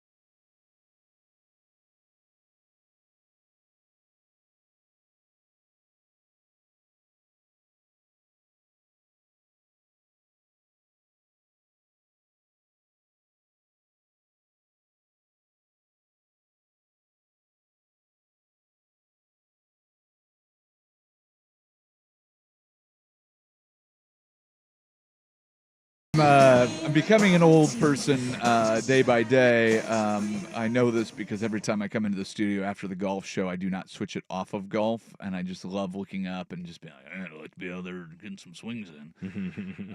But I will say that the RBC heritage that is being played right now does not quite give you the excitement of what we saw last weekend. It's very funny to see Matt Kuchar and Cameron Young and everybody chasing the lead that Justin Thomas has right now and just being like, certainly not the Masters. I mean, last weekend, that finish was outstanding. It was the perfect finish. Yeah, we'll talk about that in an hour or two, but it kind of gives me the thing that we're jumping into where I promise people we'll go from the Western Conference to the Eastern Conference in the NBA. It does not have the same juice. So from the Masters, which is the Western Conference, to the RBC Heritage, which is how the Eastern Conference feels. Cavaliers are the 1 seed. They have had an extraordinary season. Celtics are the defending champs. Everything that the majority of the voices are saying is it's just inevitable for those two teams meet in the Eastern Conference Finals, and the winner will represent. Those are the only two going for it. All of the metrics say that the Cavaliers are unstoppable. They've got more All-Stars. They've got more talent. They've got better numbers. They've got all of this. Did you write in the Cavaliers in your little betting bracket, or are you giving the Celtics some credence, or somebody off the board? I'm giving the Celtics the credence here. Okay. I think it's a clear top 2 to me. And if the Cavs won, I'm not really surprised. If Boston wins, I'm not really surprised. Anybody else winning, I'm pretty shocked, barring like Dame comes back for Dame Milwaukee. is back, right? But not for this game. He's ramping back up, practicing. He's medically cleared to play in the series. Yes. And now he needs to just get back in shape, so he's going to miss game 1. And he will play in the series at some point, is what I took from Shams' tweet. Okay. I don't know, like, barring him deciding to turn back the clock and turn into, 2019 Damian Lillard, and just go nuclear. But he doesn't have to do that. I mean, Giannis had statistically one of his best seasons. We just didn't talk about it because Jokic and SGA were so good all year. So he needs to go in and be Robin. But if he goes nuclear, it's that. I don't know if there's enough basketballs. See, that's the thing. I think for them to win and win multiple series, like they might be able to get past Indiana. Yeah. But like for them to beat Cleveland or for them to beat Boston, one of those two has to go nuclear in every game. That's just how I view it. Sure. And so if he doesn't come back and go nuclear at least a couple times, as good as Giannis is, like he's just not going to do it. And this Bucks team is old. It feels like they missed their window. So to me, when I look at the series that you have laid out in front of us, do the Heat scare me? No. Of course not. Do I think that,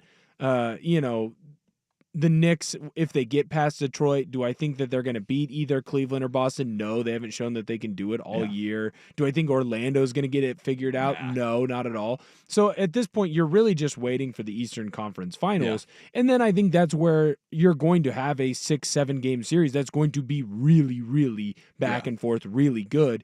Because this Cleveland team, like with the emergence of Evan Mobley figuring out a jump shot, a 3-point shot to go along with his defense, it opens up the floor, it spaces everything out. Donovan Mitchell has had really good postseason games, but it feels like he's never taken a team past where they're supposed to be. So are there questions that are going to start coming up about him if he's not able to get it done? And then you look at this Boston team, and as good as that Cleveland team was, and they were the best team in the East all year, they had those multiple big winning streaks. I think they were 14-0 to start the year. They had another 16-0 run. They had 3 runs in the mid-teens, mid to late teens. Unbelievable. This Boston team has been there and they've done it before and they've proven they can do it, and they have a freak that, as good as Evan Mobley is and as good as his ability to shoot, has really added a new element to this team that they were severely lacking last year. Kristaps Porzingis is in, that range of the 3 unicorns we talked about in the last segment. He's a freak. Jason Tatum, I feel like, is going to be on a revenge tour. Like he got disrespect tour. Yeah, he's a top 5 player. Now he's probably never going to be the number 1 player in the NBA. But after last year's postseason, we talked about him like he was a scrub, like he was a top. He was player. The end of the bench player for the Olympics. After winning a championship, they don't even get it. He was a DNP for most of the tournament. Which is absolutely Crazy. it also shows how deep that Team USA roster was. But again, like, yeah, Jaylen Brown was awesome offensively, and he hit the big shots last year to win it all. But where Tatum doesn't get enough credit is that dude can defend every position, and he did in the postseason. Where they needed him most, that's where he played defense, and he helped lock down Kyrie. He helped lock down Luka. They still have Derek White, who's at the top of his game. He's locking people down at the perimeter. It seems like he's kind of taken over for Drew Holiday as the top perimeter defender in the league, or at least on that team. Drew Holiday, you have to assume, is going to come off the bench and be able to be a lockdown defender because that's all that they need him to do. Peyton Pritchard has now taken a step forward. He's probably going to be sixth man of the year. Like, you just go up and down on this team. Boston is going to have a couple games in the postseason where they lose, where you go, they look horrible. Well, because if they can't make the three, they'll lose by 70 points, and they'll just keep jacking them up. And yes, we've seen that before. But they will hit at a rate that no one else does in the league, and they will get to the Eastern Conference Finals. And I frankly think that they have been there, they've done that, and they will get over the hump again against the Cavaliers. Well, the one thing that you said about the Bucks and it hasn't worked, and I don't know that you can turn it on in the postseason. Why can't the two superstars share the load in each game? You know what I mean? Getting Dame and Giannis, who averaged 31.5 points a game for the season. If they could just figure out how to make each other better, that's a one thing that they're kind of missing. But I would love for there to be a wild card in it. I'd like to think that it could be Jalen Brunson as well, because he's very fun to watch. But those are the two teams that I would like to see go and at least wreak a little havoc. Yeah. I don't know if they will. I think it's possible. I'm hoping. That's what I'm doing. But I think you're right. I think it's pretty much inevitable that it's Boston and Cleveland. And it feels like that's going to be the wrap-up. So, well, the NBA playoffs start today. So, whatever happens, you'll get the either us going "told you so" or our shocked look on our faces next weekend, because you'll get the same two of us breaking it down after we've got some games under our belt. But we will move on from that. We will talk a little Seahawks football. I do want to talk about the Masters finish because that was extraordinary. And get into a little bit of baseball, the big dumper on a heater, and using a torpedo bat from one side of the plate. A lot for hour two, but right now we need to get to Good versus Evil. That is next. Sinner and Saint today on what's the station? I think it's 1080 The Fan. Is your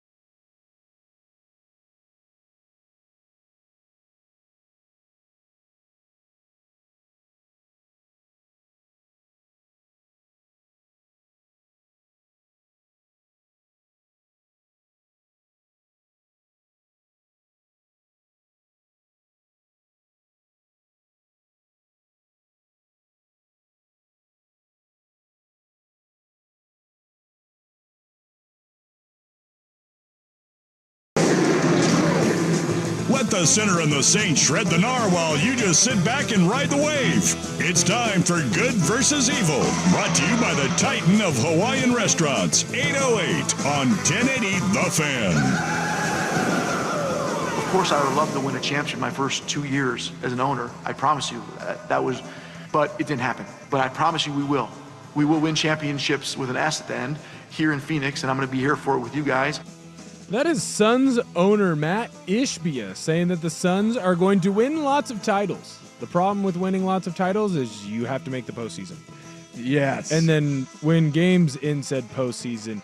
Luke, is this the worst attempt at a super team that we've seen? A legit super team with legitimate all-stars? Well, it hasn't been completely dissolved yet, so there's potential life left in it. Brooklyn was pretty bad. And it's funny because KD was part of both of these. It's definitely approaching that level of dysfunction. I also like the Gary Payton, Karl Malone version of the Lakers at the end, and they had a little run, but never ultimately got the championship. I think the thing that, people like to promise, not one, not two, not three. It's really, really hard to win an NBA championship. And you can go back and look at it. And the funny thing about, the evaluation that as I was reading through of the profile of what the championship teams looked like, it's how many of those teams that fit all those things and still didn't win it. How many teams had a great, great season and got close and couldn't close the deal and then disappear forever. The Suns have not gotten close since they've changed things, but they were close before they did. Yeah. The Nets were really bad before. They added Kyrie and Durant and Harden and nothing. Absolutely nothing. So I still think that is the biggest disaster. The other one that I will point to, which isn't a super team, but trying to build from nothing to something, the process is still among. They gave the Philadelphia fans 8-10 years of terrible basketball with the promise that there would be a pot of gold at the end of the rainbow. Still haven't seen Joel Embiid play in an NBA Finals game, let alone win a championship. So Gotta hit on your draft picks. It's bad when you take Markelle Fultz over Jason Tatum. yeah, it turns out not the best idea. Whoops. Is there a new movie that you got that you've been obsessively watching? Because obviously we talked to you last year about The Town. Do you have a new one in the rotation? So 11 days, we got The Accountant 2 coming out. Yeah. That's so perfect. You're gonna, I mean, how many times? All right, so let's say you guys go back to back, and we have you back on after you win it all. At that time, so it'll be 2 months from now. How many times would you have guessed you've seen Accountant 2? Oh, I mean, every off day in between a game. If it's as good as I think it's gonna be, I'll watch it every off day in between. I mean, that first one's unreal, isn't it? Yeah. I just saw it for the first time on Friday, actually. What have you been doing for the last 15 years? I've been watching The Town mostly. That's Joe Mazzulla coming from Barstool's Pardon My Take. Joe Mazzulla saying last year that he watched The Town in every off day because he had to get ready and mentally prepared for games. This is the same Joe Mazzulla who will have his jiu-jitsu coach come up to Boston and choke him out pregame so that he can be ready and be, ready for a life fight. If I remember correctly, he tore his meniscus. Yeah, Joe point. Mazzulla is a weird dude. Is he the most insane coach in any sport going right now? Most interesting coach. The funny thing is, he's insane. I don't think he's that interesting. I find him incredibly interesting. See, I do not. I find him to be kind of like, yeah, he does some weird things, but it doesn't draw me in. When I think of Jim Harbaugh is an interesting guy. Right. He draws me, and he's a weird dude too. So maybe I put him at the top of the list, but he has nothing but success. There are some guys that just have personalities that are bizarre, but I think it may be just that it's an NBA coach. There's not a lot of them that grab a ton of my attention. Like, who's the best coach going right now? JJ Redick's getting a lot of props and stuff, but Eric Spoelstra's been there forever. Right. Steve Kerr. There's not a lot of intrigue. Phil Jackson was always an intriguing guy, but only because he was surrounded by the biggest stars the game had to offer and won and won and won. So yeah, I don't know. Maybe it's something about NBA coaching that doesn't draw me in, but football coaches are insane. Go through the college ranks and Mike Gundy and Dabo Sweeney and, just the list goes on and on of these guys that are just, even Dan Lanning, who I've had the chance to meet very, very briefly, seems like an incredibly cool guy. When he gets into talking about football, his energy goes to a different place that I do not have. Like, I do not have enthusiasm for anything, like, unfortunately, including my children, that he has for the game of football. It's just a different game. Mario Cristobal was a really weird guy when he's here and had an entirely different football energy that went an entirely different direction. And I got to be at one of the pressers he did, and he's going around talking to people, and he sounds good. Then he starts talking about football, and his whole mentality changes. So I think football, because it is so coach-dependent, I can name 30 guys that are more intriguing to me. Least intriguing, probably baseball managers. There's no one cool. No. Well, no, they're all just all old. They just all used to be catchers. Yeah, every single one of them, and none of them do anything crazy. Like there's nothing crazy to do. Like there's no Lou Pinellas anymore, who was fantastic. But guys going out and yelling at umpires and getting tossed. Every once in a while, Ozzie Guillen was so fun, and Lou Piniella and things like that. But I don't think that those guys exist anymore because analytics have taken over that sport. But they're extinct now. Personalities are now extinct from baseball. Even your best players don't have personalities. None of them. Mike Trout, Shohei Ohtani. It's like Bryce Harper. Every once in a while will say something. You're like, that almost sounds like a personality. And he goes right back to just head down, play baseball. Yep. So it's and I enjoy baseball, so I'm not insulting it. But football has too many characters for Joe Mazzulla to be the most interesting coach going. I can't get enough of it. We're going to bypass my last one, and we're going to jump right into my favorite story. Do it. I don't know if you heard, but it's the end of an era. Some are saying it's the end of a golden age because Lee Corso made the announcement that he will do one last college game day, and then he will retire. That will be the end of his career. He's going to do week 1 as kind of his send-off, and he will retire from 38 years of coaching college football. And I actually got sad. Did you? I did. Good for him. We did a retirement party yesterday for our program director, Jeff Austin, who has been the program director the entire time I've been here, 11 years. We've been doing this silly little Saturday show and changed the course of my life with that little Hunt for the Host contest. Not something I was planning to do. It just kind of happened.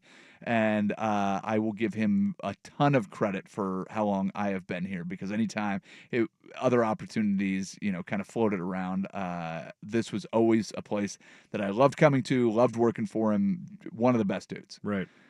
He was very happy to say he was going out on his own terms. He's going to play more golf, spend more time in a hammock, work on his fitness and just make sure he gets to spend time with his kids and eventually grandkids, and good for him.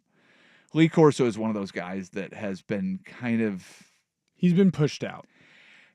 But he's also been less of what he was for a long time. He's been a diminished version of Lee Corso. There's been people calling for him to just move on.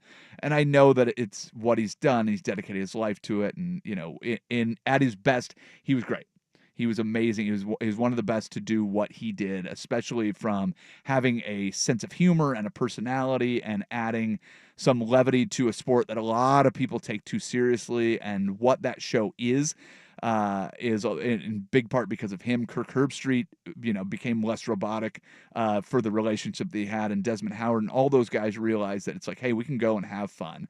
But when they brought in Pat McAfee, they should have sunset Lee Corso. I'm glad that he's leaving this season because it'll make the show better.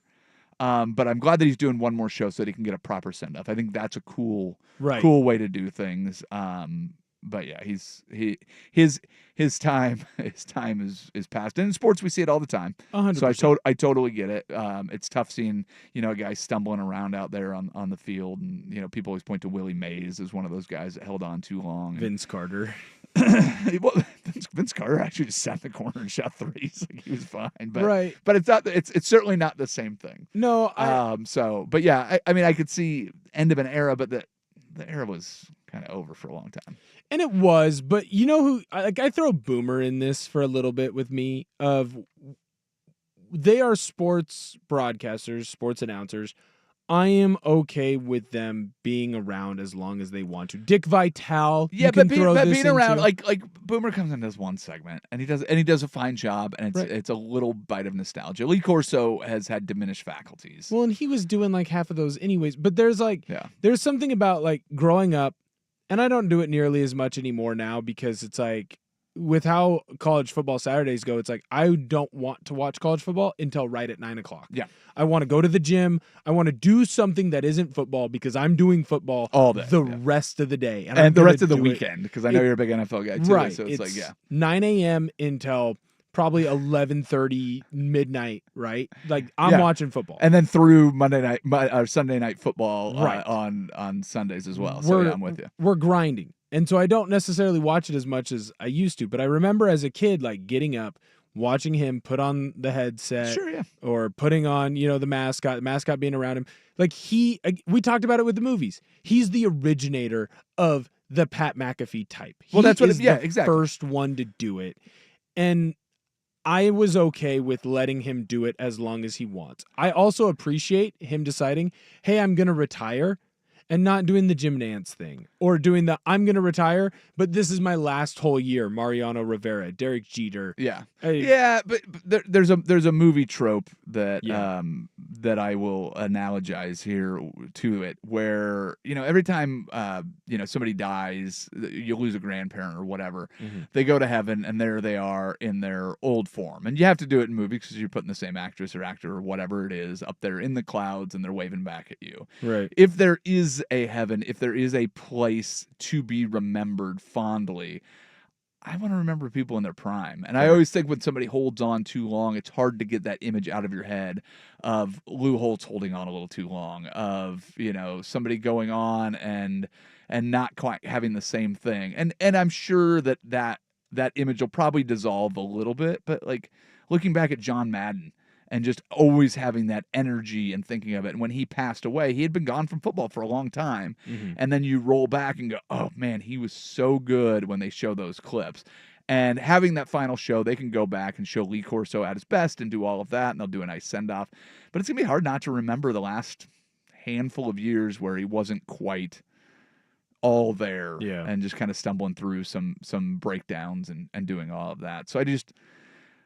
I'm happy for him, and I suppose this is his decision, but I'm sure there's a team around him that just went, "Hey, bud, we can't do this." And he'd earned it to hang on, so I don't want to criticize him. And a lot of people that do have earned the right to do that. But yeah, for me, it's always tough to see people not at their best. That and that's fair. It's just it's. But you dedicate your whole life to something. There's also the people like.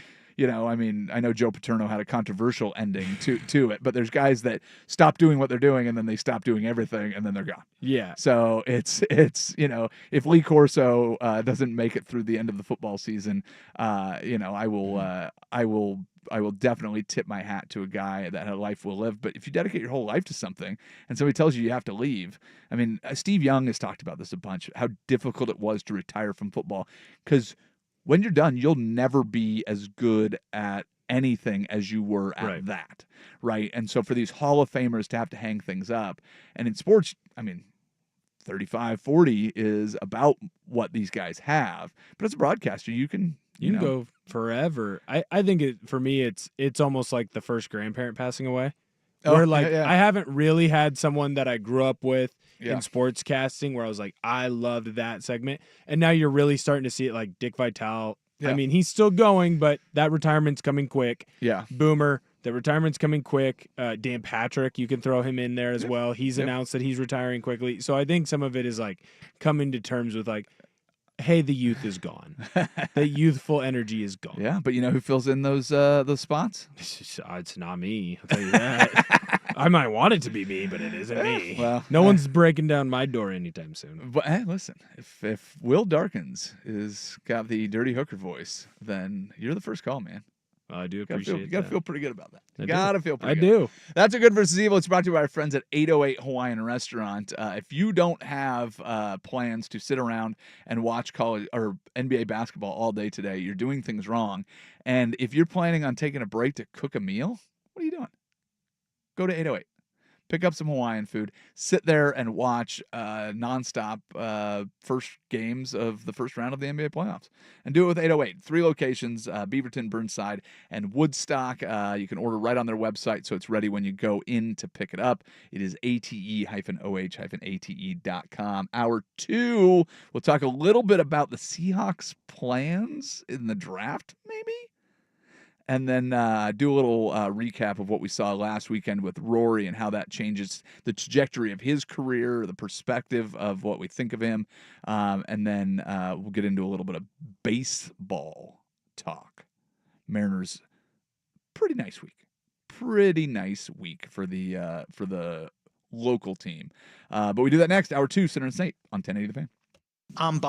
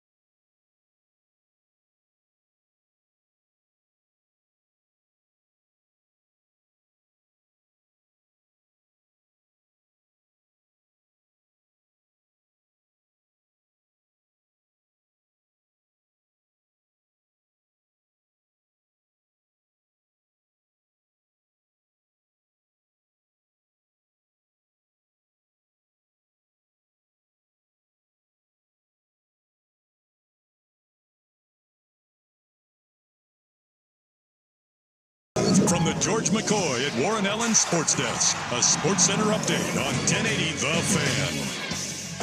First on The Fan, the NBA playoffs are getting underway today. You got Bucks Pacers. They're tipping off any minute right now in Indianapolis.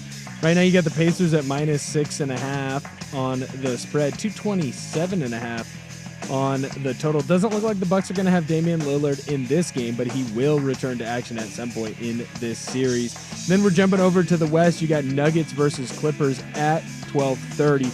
Right now, Denver's favored by 2.5. Total is set at 224.5.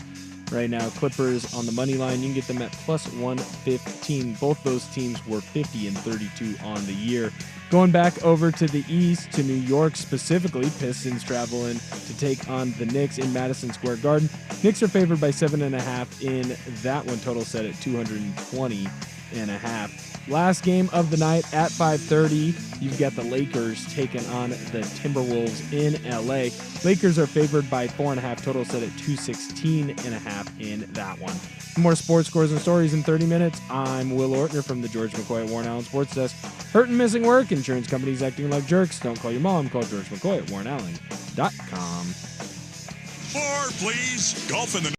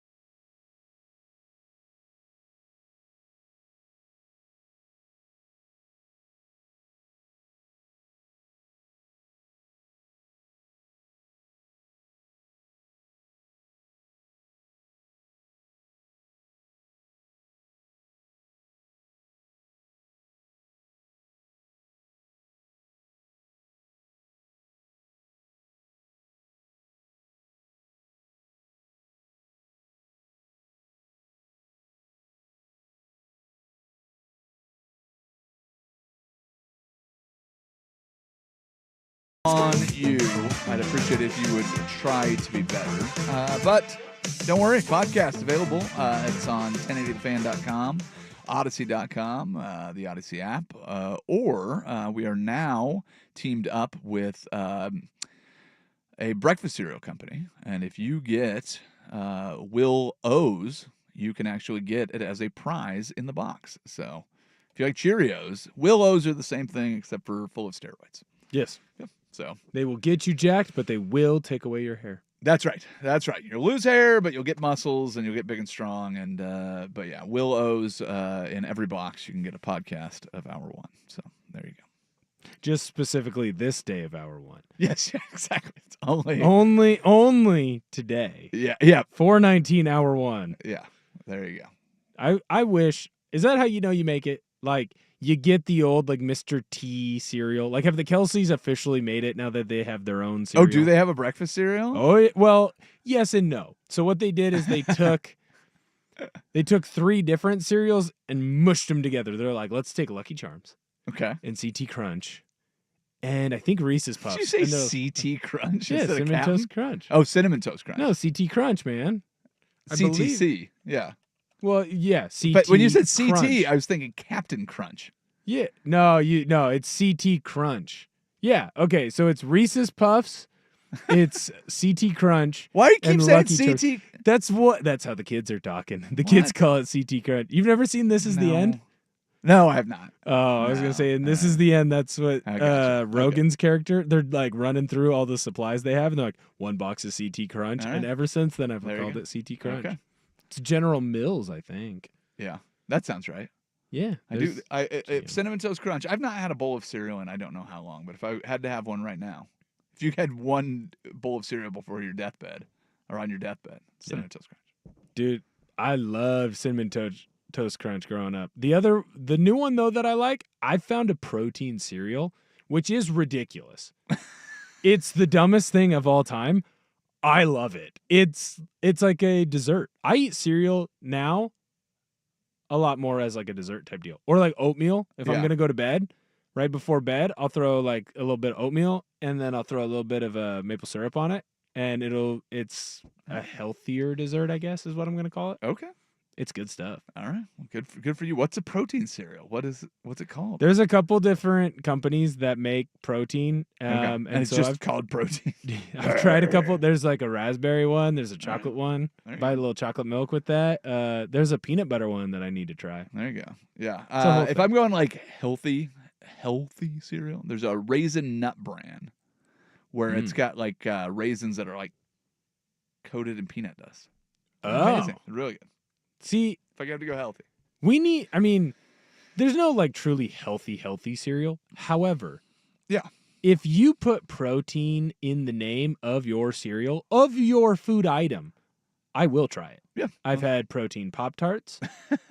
They're a problem. They're very good. Yeah. I can't buy them anymore. Protein Pop-Tarts. Yeah, dude. And then you melt them and it's like gooey in the middle. It's so good. I think it's just protein like mixed into the Pop-Tart like creation, I would assume. Yeah. Very good. Let's see. I've had protein cinnamon rolls. Today I had normal cinnamon rolls, but I've had protein cinnamon rolls. Ooh, cinnamon I've roll had sounds good. dude, so a little strawberry on top. Strawberry on top of a cinnamon roll? Yeah, a friend of mine made them for me, and it was like, you need to not do this anymore. Yeah, and they're well- like, why are they not good? It's like, no, they are good. That's the problem. Don't do that. My Don't wife bring came up these with a around. brilliant idea. So we are hosting Sunday tomorrow. Nice. So Easter Sunday Yes. will consist of Irish Sundays for dinner and then ice cream Sundays for dessert.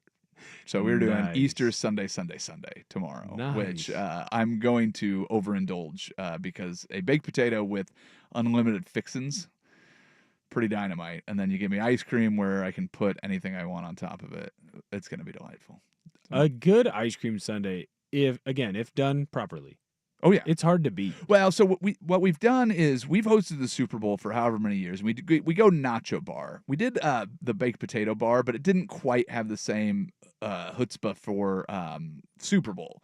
It worked, and it's very good. Mhm. But yeah, when we kind of got thrown into it last minute for hosting Easter, and wife's like, I don't really want to make like a big meal and stuff. And there's not a lot of people coming over. It's just a Right. handful of us or whatever. And so we're like, well, let everybody make their own thing. Just throw out, you have a baked potato Mm. or a bowl of like kettle chips or potato chips. Yeah. And you can make yourself potato nachos or a baked potato. And then you've got the sour cream, the bacon, Brilliant. the sausage, the Oh, yeah. tomatoes, chives, big old thing of butter, ton of cheese, the the pour on cheese or the shredded cheese. Do whatever you want and go nuts. That's brilliant. And That's then that clears brilliant away, plan. and then you've got bananas if you want them, ice cream. Get the big vat of Neapolitan, so you've got chocolate, strawberry, vanilla, and go nuts. Yep. All the fixings. You got your Jimmy's, you got your crushed nuts, you got your. You ever do the hard shell Reese's Pieces? Oh yeah.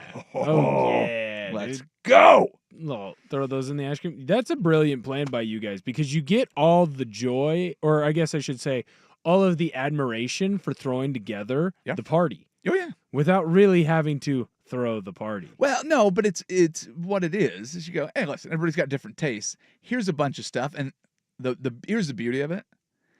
Whatever doesn't get eaten can be easily just transformed into another meal. 100%. That's where the real beauty of it is. This is a veteran move. The beauty of me working at this station, 90% of the time I can't do the things that I learn, but I learn them so that when I can do the things that I learn, it's like, look at this. I've got this idea. Yeah. We need to talk about what's going on in Seattle. Yes. Which team? On the baseball diamond specifically, they may have gotten like the bargain of all bargains, and we will talk about what the catcher for the M's is doing. We'll do that next. It is a Sinner and the Saint on 1080 The Fan. Do you ever wonder what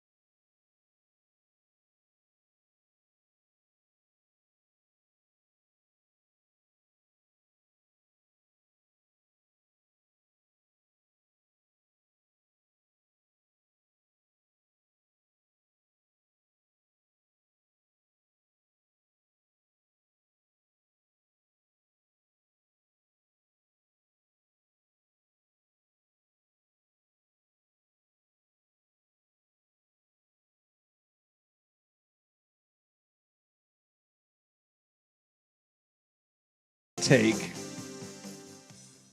He says a nacho bar for a home party should include hot dogs. Anything you can put on nachos, you can do on a hot dog. Not the worst idea I've ever heard. I'm going to throw this at you, though.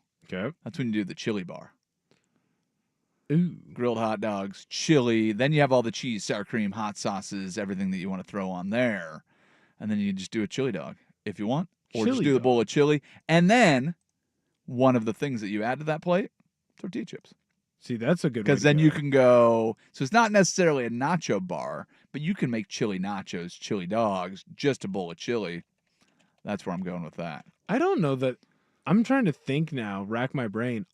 It's possible that the last time I had a hot dog or a chili dog is the Mariner 999 game. Yeah. I don't know that I've had. I can imagine that putting a little hurt on your desire for a hot dog. Well, yes and no. Like, I mean, unfortunately, nine hot dogs in 9 innings. I don't think you're walking out there going, you know what I want? Another hot dog. Here's the sad thing. I totally could have eaten another, like, 3. That's hilarious. Like, it really wasn't that bad for me. I'd be interested. Like, give me 5 years. Yeah. And then see what could I do damage? Like, Dirt ate, 6? I don't know. I think he ate 6 the other day. I wasn't. Was he that at impressed. a game trying the 999? No, he wasn't. He just sat down and ate 6 hot dogs? Because there's a college team that's like giving away hot dogs for free or whatever at their concession stand all year. And so he was like, how many could you get down comfortably? And he said 6, and he got him down. And I remember like thinking about that number and just being like, oh, like I dominate that. And then it's like, I don't eat hot dogs. Like they're it doesn't happen. And that was a staple of my diet for college. A lot of hot dogs, a lot of chicken wings. Wow. And now I don't eat them. Well, it sounds like you need to get to a baseball game. Yes, I do. I've got the Mariners lined up. I think I should be able to make a trip in May down to San Diego. Want to catch them down there. Jealous. Well, I mean, listen, that's a great series to line up that the Mariners get it to play in San Diego every year as their what do you call it? Why has my brain stopped working? Interleague play. Yeah. That's a great matchup. So we've kind of made that a little bit of a tradition over the last couple of years. Gone to a couple games down there. So I'm going to do that, and then the Twins game, which is the other tradition, is taking the Twins to the Twins, and that will be at the end of May. So we've got that. So a couple opportunities for me to eat hot dogs, but more importantly, a couple opportunities to see Cal Raleigh in person. Do you know what Cal Raleigh accomplished the other day when he went 2 home runs and 1 from each side of the plate? Do you know what milestone he reached? Was that when he became the Mariners' all-time home run guy? For a catcher. He hit the 100th career home run mark. Yes. He is now the second fastest Mariners ever to reach 100 home runs. Dude, he's unbelievable, right? And he started the year so slow. But yeah, again, well, everybody did. Everybody on the roster did. But care to guess who's the only person that sits ahead of him? For speed? For least games to hit 100 home runs. I mean, it's Griffey or A-Rod, I would assume. It is A-Rod. A-Rod, 470 games for A-Rod, 482 for Cal Raleigh, 622 games for Jim Presley, 634 for Alvin Davis, and 640 games for Ken Griffey Jr. So he is a full 160 games ahead of Ken Griffey Jr. on that list. And only A-Rod has done it faster. And this is a guy that is, a Gold Glove catcher, leads one of the best starting pitching staffs in baseball, is an everyday catcher, and is the second fastest. And he had his 4th game with hitting a home run from each side of the plate. Dude, he's unbelievable. And he's like, I think he's made the switch to the torpedo bat, and that's completely changed it.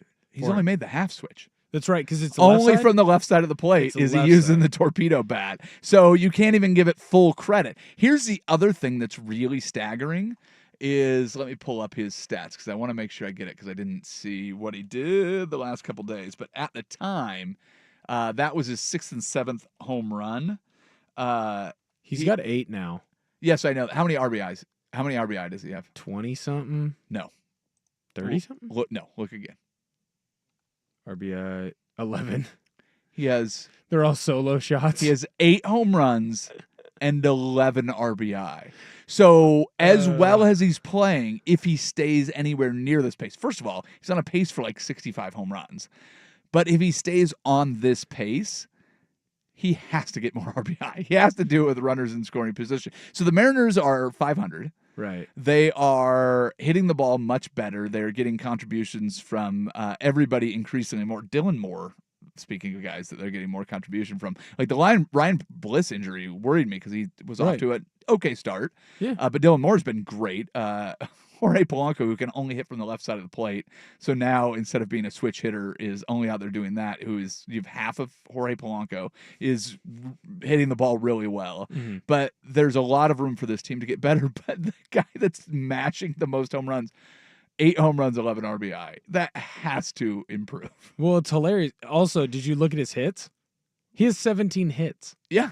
So half of his hits are freaking bombs. Yeah. I'm wondering, though, and obviously it's not going to happen this year, but as Harry Ford keeps building towards the big league club, when do they just put him at the DH spot? Because move Cal to DH? Yes. Yeah, but nobody's too good defensively. Well, he picked off more runners last year than anybody. Yeah. He's been in the top 5. He's as far as calling a game from what he does behind home plate has been exceptional. So yeah, like maybe there's a transition into it, but what is it, 6 years, $115 million or whatever that they signed him for, looks like such a bargain right now when you realize how efficient he has been hitting home runs in the last week and a half.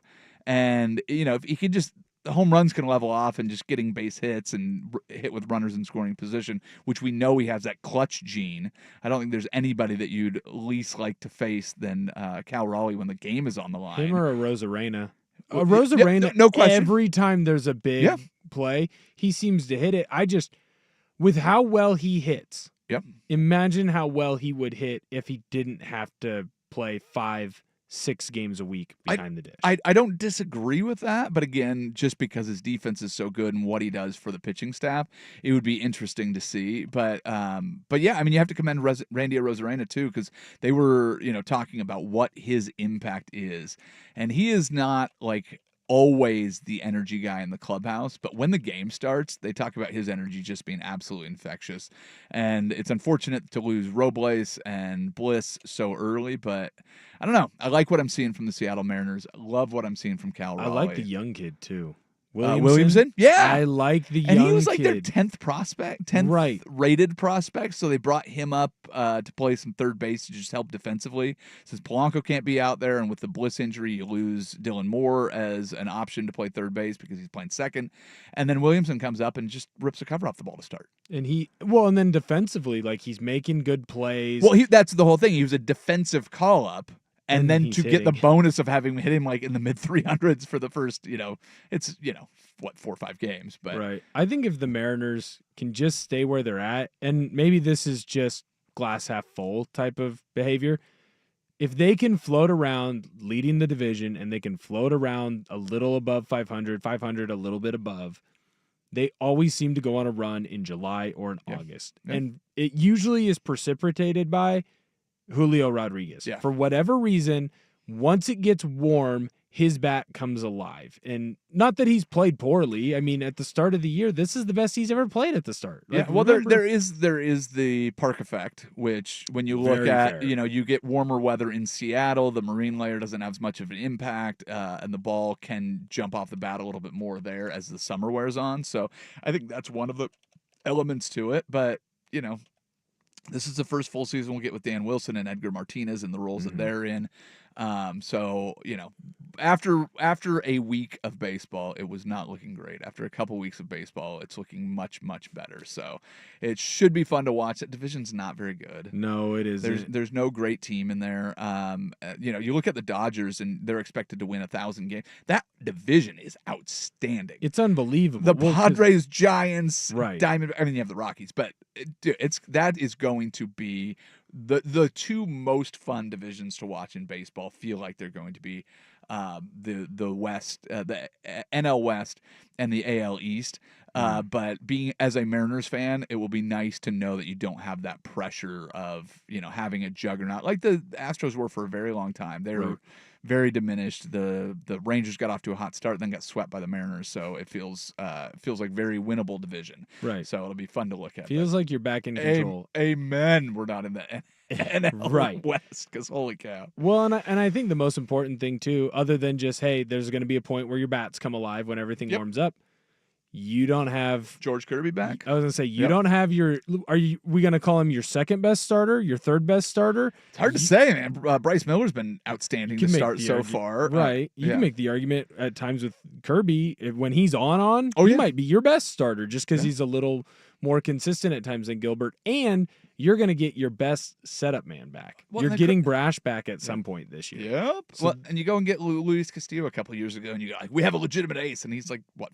Fourth in the rotation. Right, because the blow up inning is going to happen at some point. And Emerson Hancock, he has that horrible first game. Yep. Goes back down to AAA, comes his nerves, comes back up. He hasn't been bad since he's returned. Yeah. So you're going to be okay. All right. Well, things are looking good. We'll switch gears and look at the other Seattle team, the one that plays football. And what the hell are they going to do in the draft? The suggestions are that they go with a signal caller. How early should they, could they, would they go? We'll talk about that after this Sports Center update.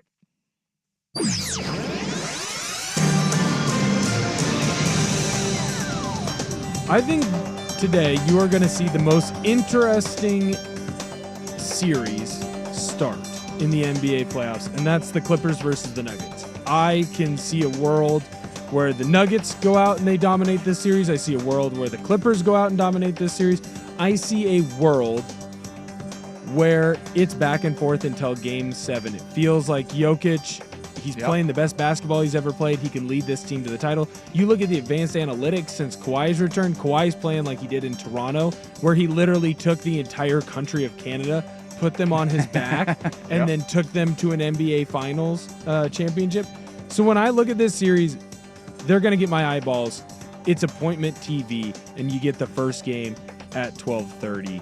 Right now, Denver favored by 2.5. The most interesting thing about the West and the advantage that Oklahoma City has in this is they have the one series that feels like it could be a sweep in the first round. Mm-hmm.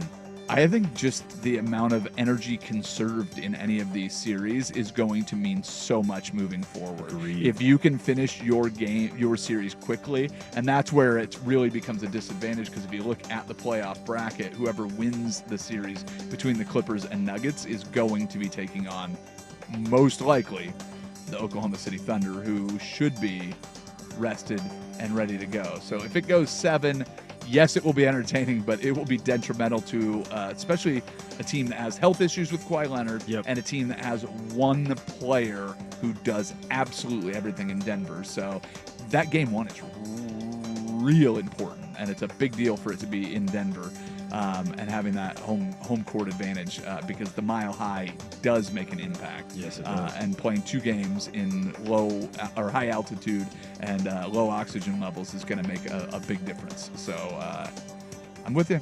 I think it's appointment TV as well. I can't Should be a good wait. one. It's going to be fantastic. More sports scores and stories in 30 minutes. I'm Will Ortner from the George McCoy at Warren Allen Sports Desk. Hurt and missing work? Insurance companies acting like jerks? Don't call your mom. Call George McCoy at warrenallen.com. The Fan is live on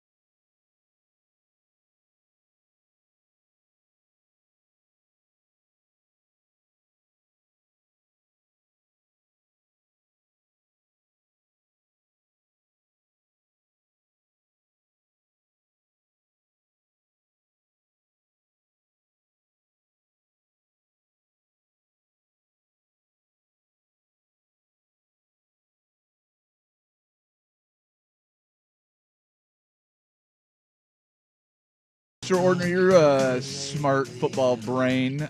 You ran your head into other people for a long time at the college ranks. So looking at the transition from, playing for the love of the game and the institution you love, and where it's not about money and wait a second. Going from the collegiate level to the NFL, it's amazing. There was a article that I was looking at. It took every AFC team and put the best player on their roster from each round of the draft, and it's just amazing the look that a guy like Chris Jones, who is first ballot Hall of Famer, is the best second round pick the Chiefs have. And you look at Travis Kelce is the best third round pick that the Chiefs have.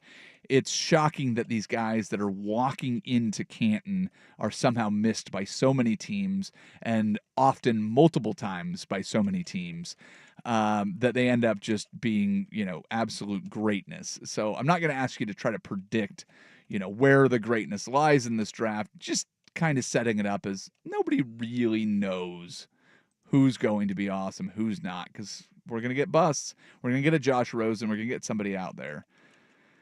Seahawks.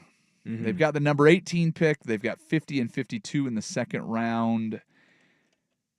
Starting to hear more and more chatter about the idea that we're going to have a quarterback taken by the Seattle Seahawks. A, do you think that's a good idea? B, is there anybody that you'd be willing to risk on a high potential guy that would fall to 18 or be a second round quarterback? I don't know the three main QBs. Well, first of all, Cam Ward's going number one. Let's just be honest about that. Is it gonna be Tennessee? Because this draft feels the most uncertain of a lot of drafts. Because Tennessee has so many needs, right? They keep talking about them trading back and finding one of those teams that really does need a quarterback. The Saints now in that loop. You drop back to 9 and get a haul. Right. I think there's a. It seems to me with the way he's talking on Twitch and his live streams, he knows he's going to Tennessee. Okay. Tennessee knows he's going there. He wants to be there, and I don't really blame him. I think Callahan's a smart football coach, and they have a lot of things that they can build on, but a lot of the positions that they can build on, you can get those quality starters in the second, third, fourth round if done correctly. There have been a lot of teams in the NFL that when they've built legit championship teams, they did it through this draft. It's how the NFL just has to be built, and then you get the free agent that's the icing on the cake. The Percy Harvin, the Michael Bennett, the Cliff Averill. That's your icing on the cake. You don't build your team with that guy. When I look at this draft, I feel like now with the Saints clearly needing someone, where does Shedeur go? Where does Jackson Dart go? I don't think that Shedeur or Jackson Dart, no matter where they end up, I don't think they end up in Seattle. I think Seattle wants to give Darnold at least a fair shot at it. Yeah. So I think they go with Zabel, the North Dakota State kid, the offensive guard. Yeah. He would be fantastic. North Dakota State, they've shown that they can build offensive linemen. Okay. They either go with him or Banks. Yeah. But they go interior offensive line at 18. Right. And I like Banks too because he can do both. And Lucas has shown that he's had injury issues. Yep. So you can bounce him back and forth. Zabel, good. Where I think the QB could get taken, and it terrifies the you-know-what out of me. Yeah. It sounds like there's some smoke around the Jalen Milroe fire. Yes, there is. And as athletically gifted as he is, isn't he Anthony Richardson 2.0? With a few more starts. He's Anthony Richardson with a few more starts. He's not accurate with the football. He runs almost immediately. He's more accurate deep. Yep. And more accurate on short passes. His intermediate passing is where he really lacks. Right. Yep. Well, just go turn on the Tennessee game. Yeah. Tennessee should not have beaten that Alabama team, but they beat them because he couldn't complete a pass. Yeah. He could not complete the ball. So he has a higher completion percentage. He does throw a good deep ball, and he has a pretty good yards per average by throwing the ball over the top. But he also has some of the most talented wide receivers in football. When you're playing at Alabama, you have a dearth of weapons. The other thing is they do a lot of screens in that offense. Yes. But it's the intermediate passing that makes you an NFL quarterback. I mean, you have to be able to do both. The coverage guys are so much better that deep ball doesn't become available unless you can show them that you can throw the ball over the middle. Right. Or you can throw it a country mile, which he Well, yeah, can. but even being able to do that, if that's the only thing that you can do, then you just drop a safety or drop 2 safeties and go, all right, try it. Right. You saw it with Anthony Richardson this year. He looked lost out there. But he can throw the ball forever. Right. And I worry. I really, really worry about this move because he's an athletic freak. But it seems like a wasted pick there, especially in this draft where I think at 18, like you have to go offensive lineman, especially if you get a shot at a tackle. Like there's just not that many tackles in this draft. And if there isn't a tackle, go as able. Yeah. But you have so many different areas that you need to bolster and fill. I don't like Jalen Milroe at 2, especially with what he is. And In the second round, you mean? In the second round. Okay. Now, if you told me you got him in they have picked third, 50 and 52. Right. Because they picked up a second with the trade, the DK Metcalf trade. So they've got Pittsburgh's second-round pick as well. So you have 2 picks there. Here's an interesting comp that I will credit Brock Heward for. Okay. Compare Jalen Milroe to Taysom Hill.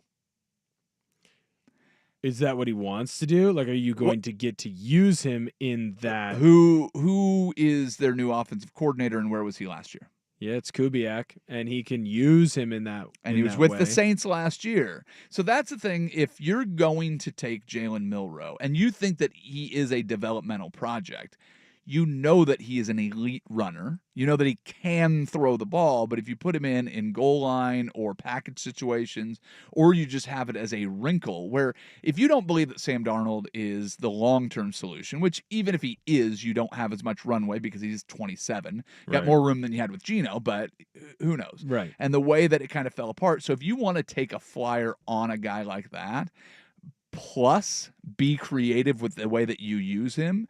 And if you have these interviews and go, hey, what do you think of doing something like what we've seen with our guy Taysom?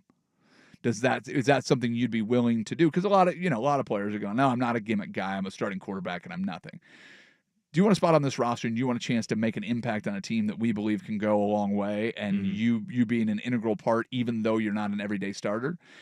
And if he's down for that, that was the thing that kind of made it interesting. Same height, same 40 time as Taysom. Pretty easy to argue that he has had more opportunity to play against better competition as a runner at Alabama than Taysom did at BYU. But coming out, having similar statistics when you look at rushing touchdowns, rushing yardage, passing yardage, is a little better completion percentage than Taysom Hill had. Can I interest you? Here's my thing on that. For one of your 2 second-round picks? Here's my thing on that. Are the Seahawks a Super Bowl contender?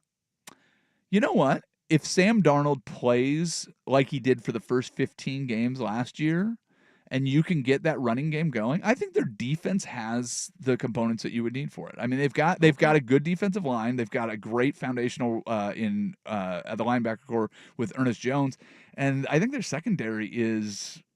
It's not the Legion of Boom, but it's pretty good. It's pretty damn good. It's pretty good. If you think you are a Super Bowl contender, then sure. Then you can go with the gadget guy. Well, but here's the thing: is if you think you're a Super Bowl contender, do you need the gadget guy?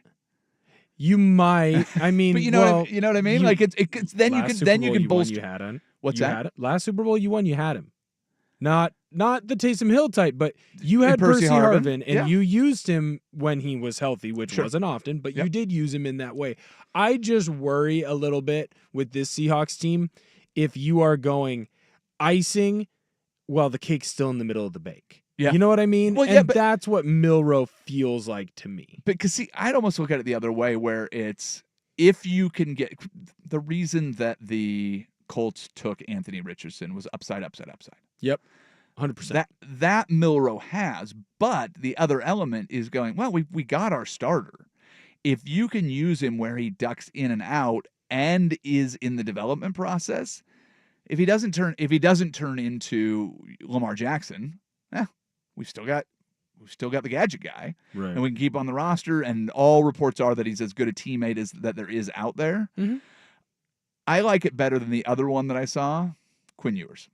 I want no part to do with Quinn Ewers because you already have Sam Darnold. Yeah, and there's nothing else that he adds. So again, the thing that kind of got me on the Milroe train, because Milroe's been mentioned a lot over the past few weeks.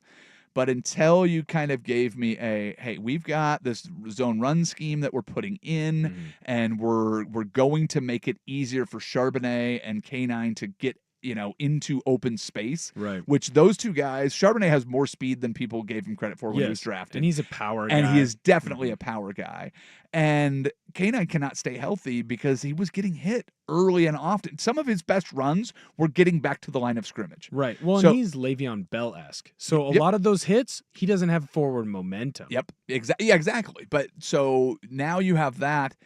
And if you have one or both of those guys in the backfield with Jalen Milroe, and you can run some RPO or run some just option, like you can keep it or you can stick it in the guy's belly and send off one of your guys to do it. It makes things fairly intriguing when you're in a running down and everybody's trying to stop 1, 2, or 3 of those guys at the same time. Makes it interesting. You can convince me. I don't know that I still don't know that I love taking him in the second round. If he's available in the third round, I think it feels like it's definitely something you can do. I can get but more behind that. But you know what? And maybe this is me listening to you talk me into this. There's a very similar explanation for a guy who did the same thing.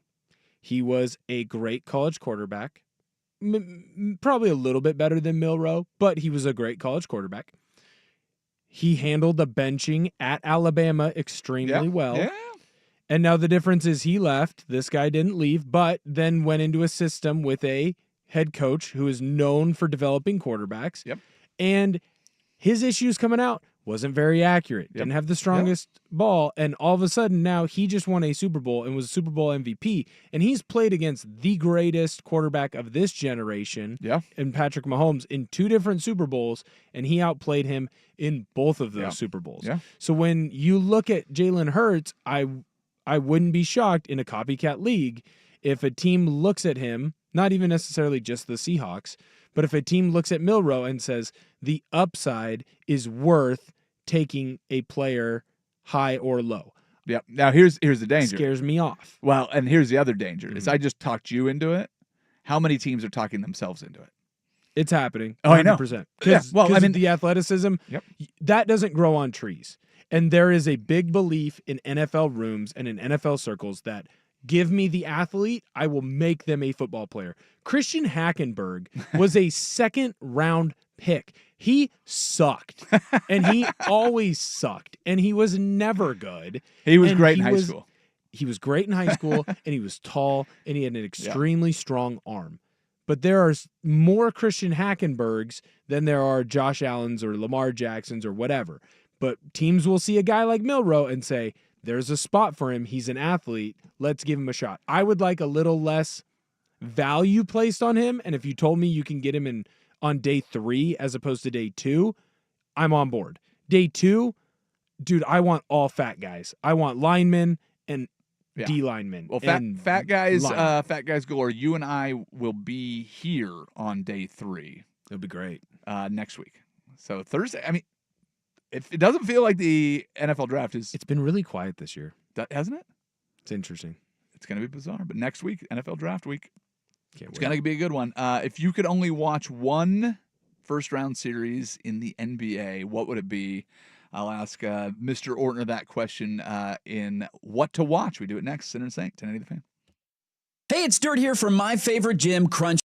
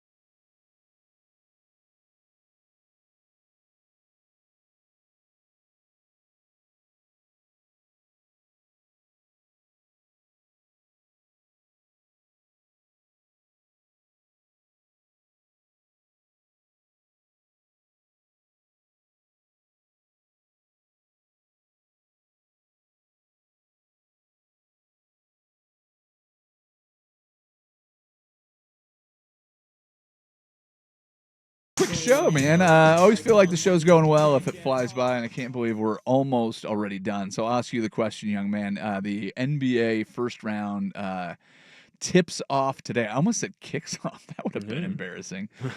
Tips off. It's actually already underway, but if I gave you the option where you could only watch one first round series, what would it be? See, I'm going back and forth. Obviously, it's in the West. You know what? I might zig a little bit here. I'm going to watch Lakers T-Wolves. There's another series. I'll leave it open for you. Yeah. But there's something about... Wait, I can't use that one now because you took it? Is that what you're telling me? No, it's mine. Get your own. Get your own. I don't share. Will doesn't share food. Oh, there you go. Or NBA playoff matchups. Yeah. When I look at this series, you get Ant Edwards, who he's going to be due for something crazy. Something wild, insane is going to happen. Luka, it feels like he's gotten back into playing shape. He's back to Luka of last year. Can he go on a run? He showed the video where he shows his like old phone because he destroyed it after he found out he got traded. Like, can he go on a run? Can LeBron finally get that last one? Can he get to 5? Can he separate himself from Curry? It feels like you've got the young upstart who's got, years and years ahead of him in this. And then you've got, the Lakers have years and years, but you've got LeBron who knows it's probably his last best shot at it. Give me that series. They're going to be trash talking each other. They're going to be going back and forth. I think that's the one for me. I don't know much. I mean, I know the names and I see the numbers. I haven't watched much Rockets basketball this year. They're fun. They're fun. Yeah. What I've watched, everything kind of gives you that indication. They've won games where they're on a wild comeback. They've won with big leads and held on. They've won in close games. They've done everything in every way. I know we just talked about the Nuggets Clippers. There's a lot of guys that I'm kind of allergic to on the Clippers still. I don't like James Harden. I don't like watching Kawhi Leonard play basketball that much. I know he's great, but there's just something about his demeanor that I can't really get with. Jimmy Butler is must-watch playoff basketball. Steph Curry is must-watch playoff basketball. And are the Rockets for real? I think if you're taking Lakers T-Wolves from me, I'm going to go that direction. There's a zig for you. You zigged. I did. I mean, if I had to pick one in the East, the series that's underway right now, Pacers-Bucks could draw me in. But, the Warriors, I mean, all the things you just said about LeBron, you could say about Steph Curry. Yep. He's won with Clay as his second best player. He's won with Durant as his second best player. He's won with Andrew Wiggins as his second best player. And now he's got Jimmy Butler, who still has a lot of basketball left in him. And the way that he plays is somewhere between Draymond and Steph Curry, which is between, I'd say, Draymond and Andrew Wiggins more than Steph Curry. But I think there's some intrigue in that, and if the Rockets are as good as their record, they're favored in this series. They weren't originally. I know, but I got them, and I did bet on the Rockets. That was a series for me where it's like, whoever the underdog is, I'm just going to bet on them because that's where the value. I would have thought someone would have went Nuggets Clippers, and I think the only reason is like what you said. I hate watching James Harden. Yeah. And if you go in and you say, hey, I'm only watching Clippers games, Kawhi's going to find a way to get it. I could never pick the Clippers as must watch. Will, thanks for filling in. You'll be back next weekend. We'll do a lot of NFL draft, but more NBA playoffs. Should be great. Thank you everyone for listening. Have a wonderful